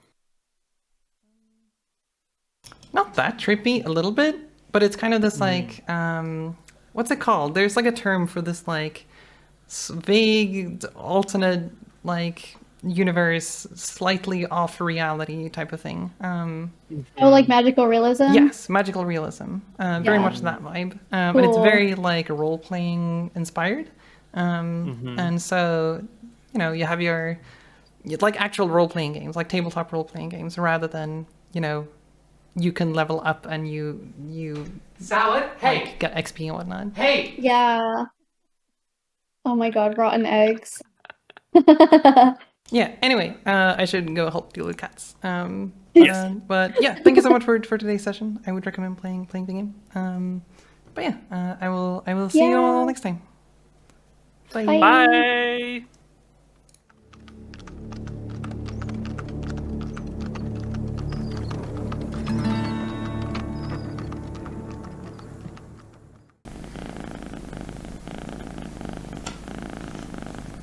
Hey Toast, how are you doing?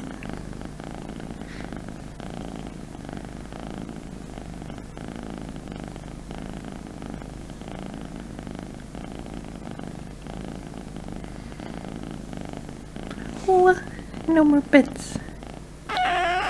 Oh, okay, more pets.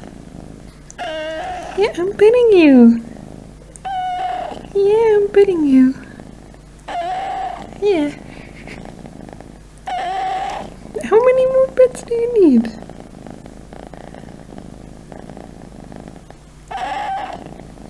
Okay.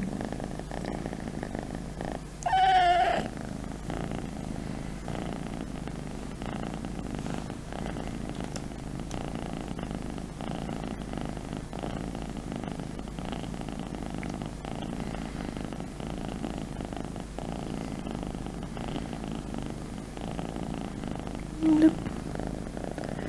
We're out of pets. Floop.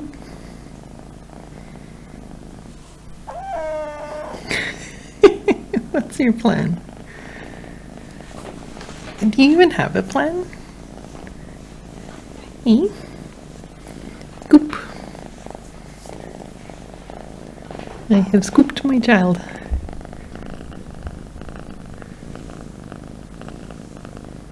Hey.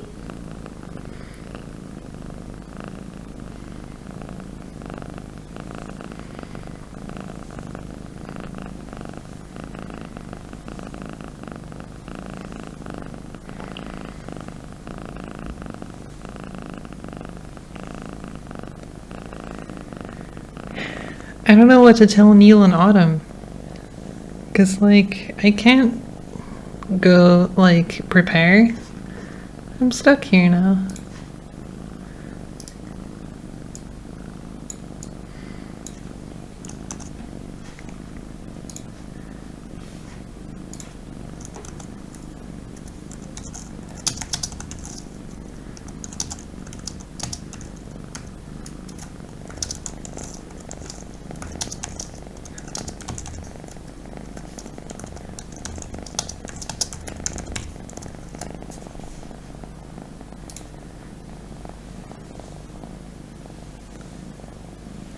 What?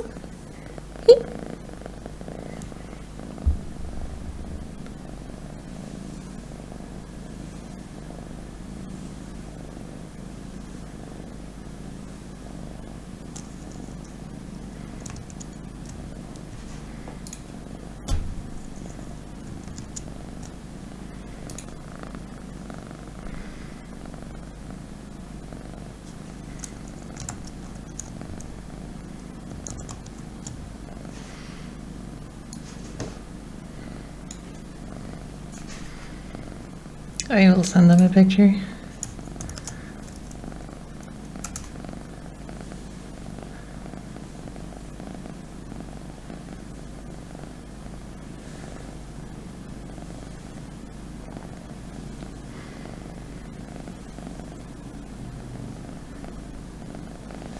Hey.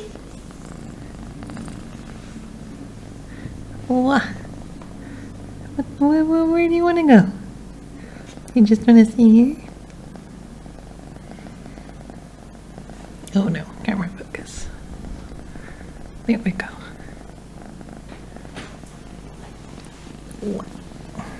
Hey, friend.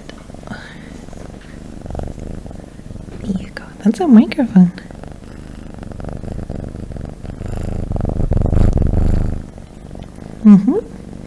That was probably very loud. Yeah.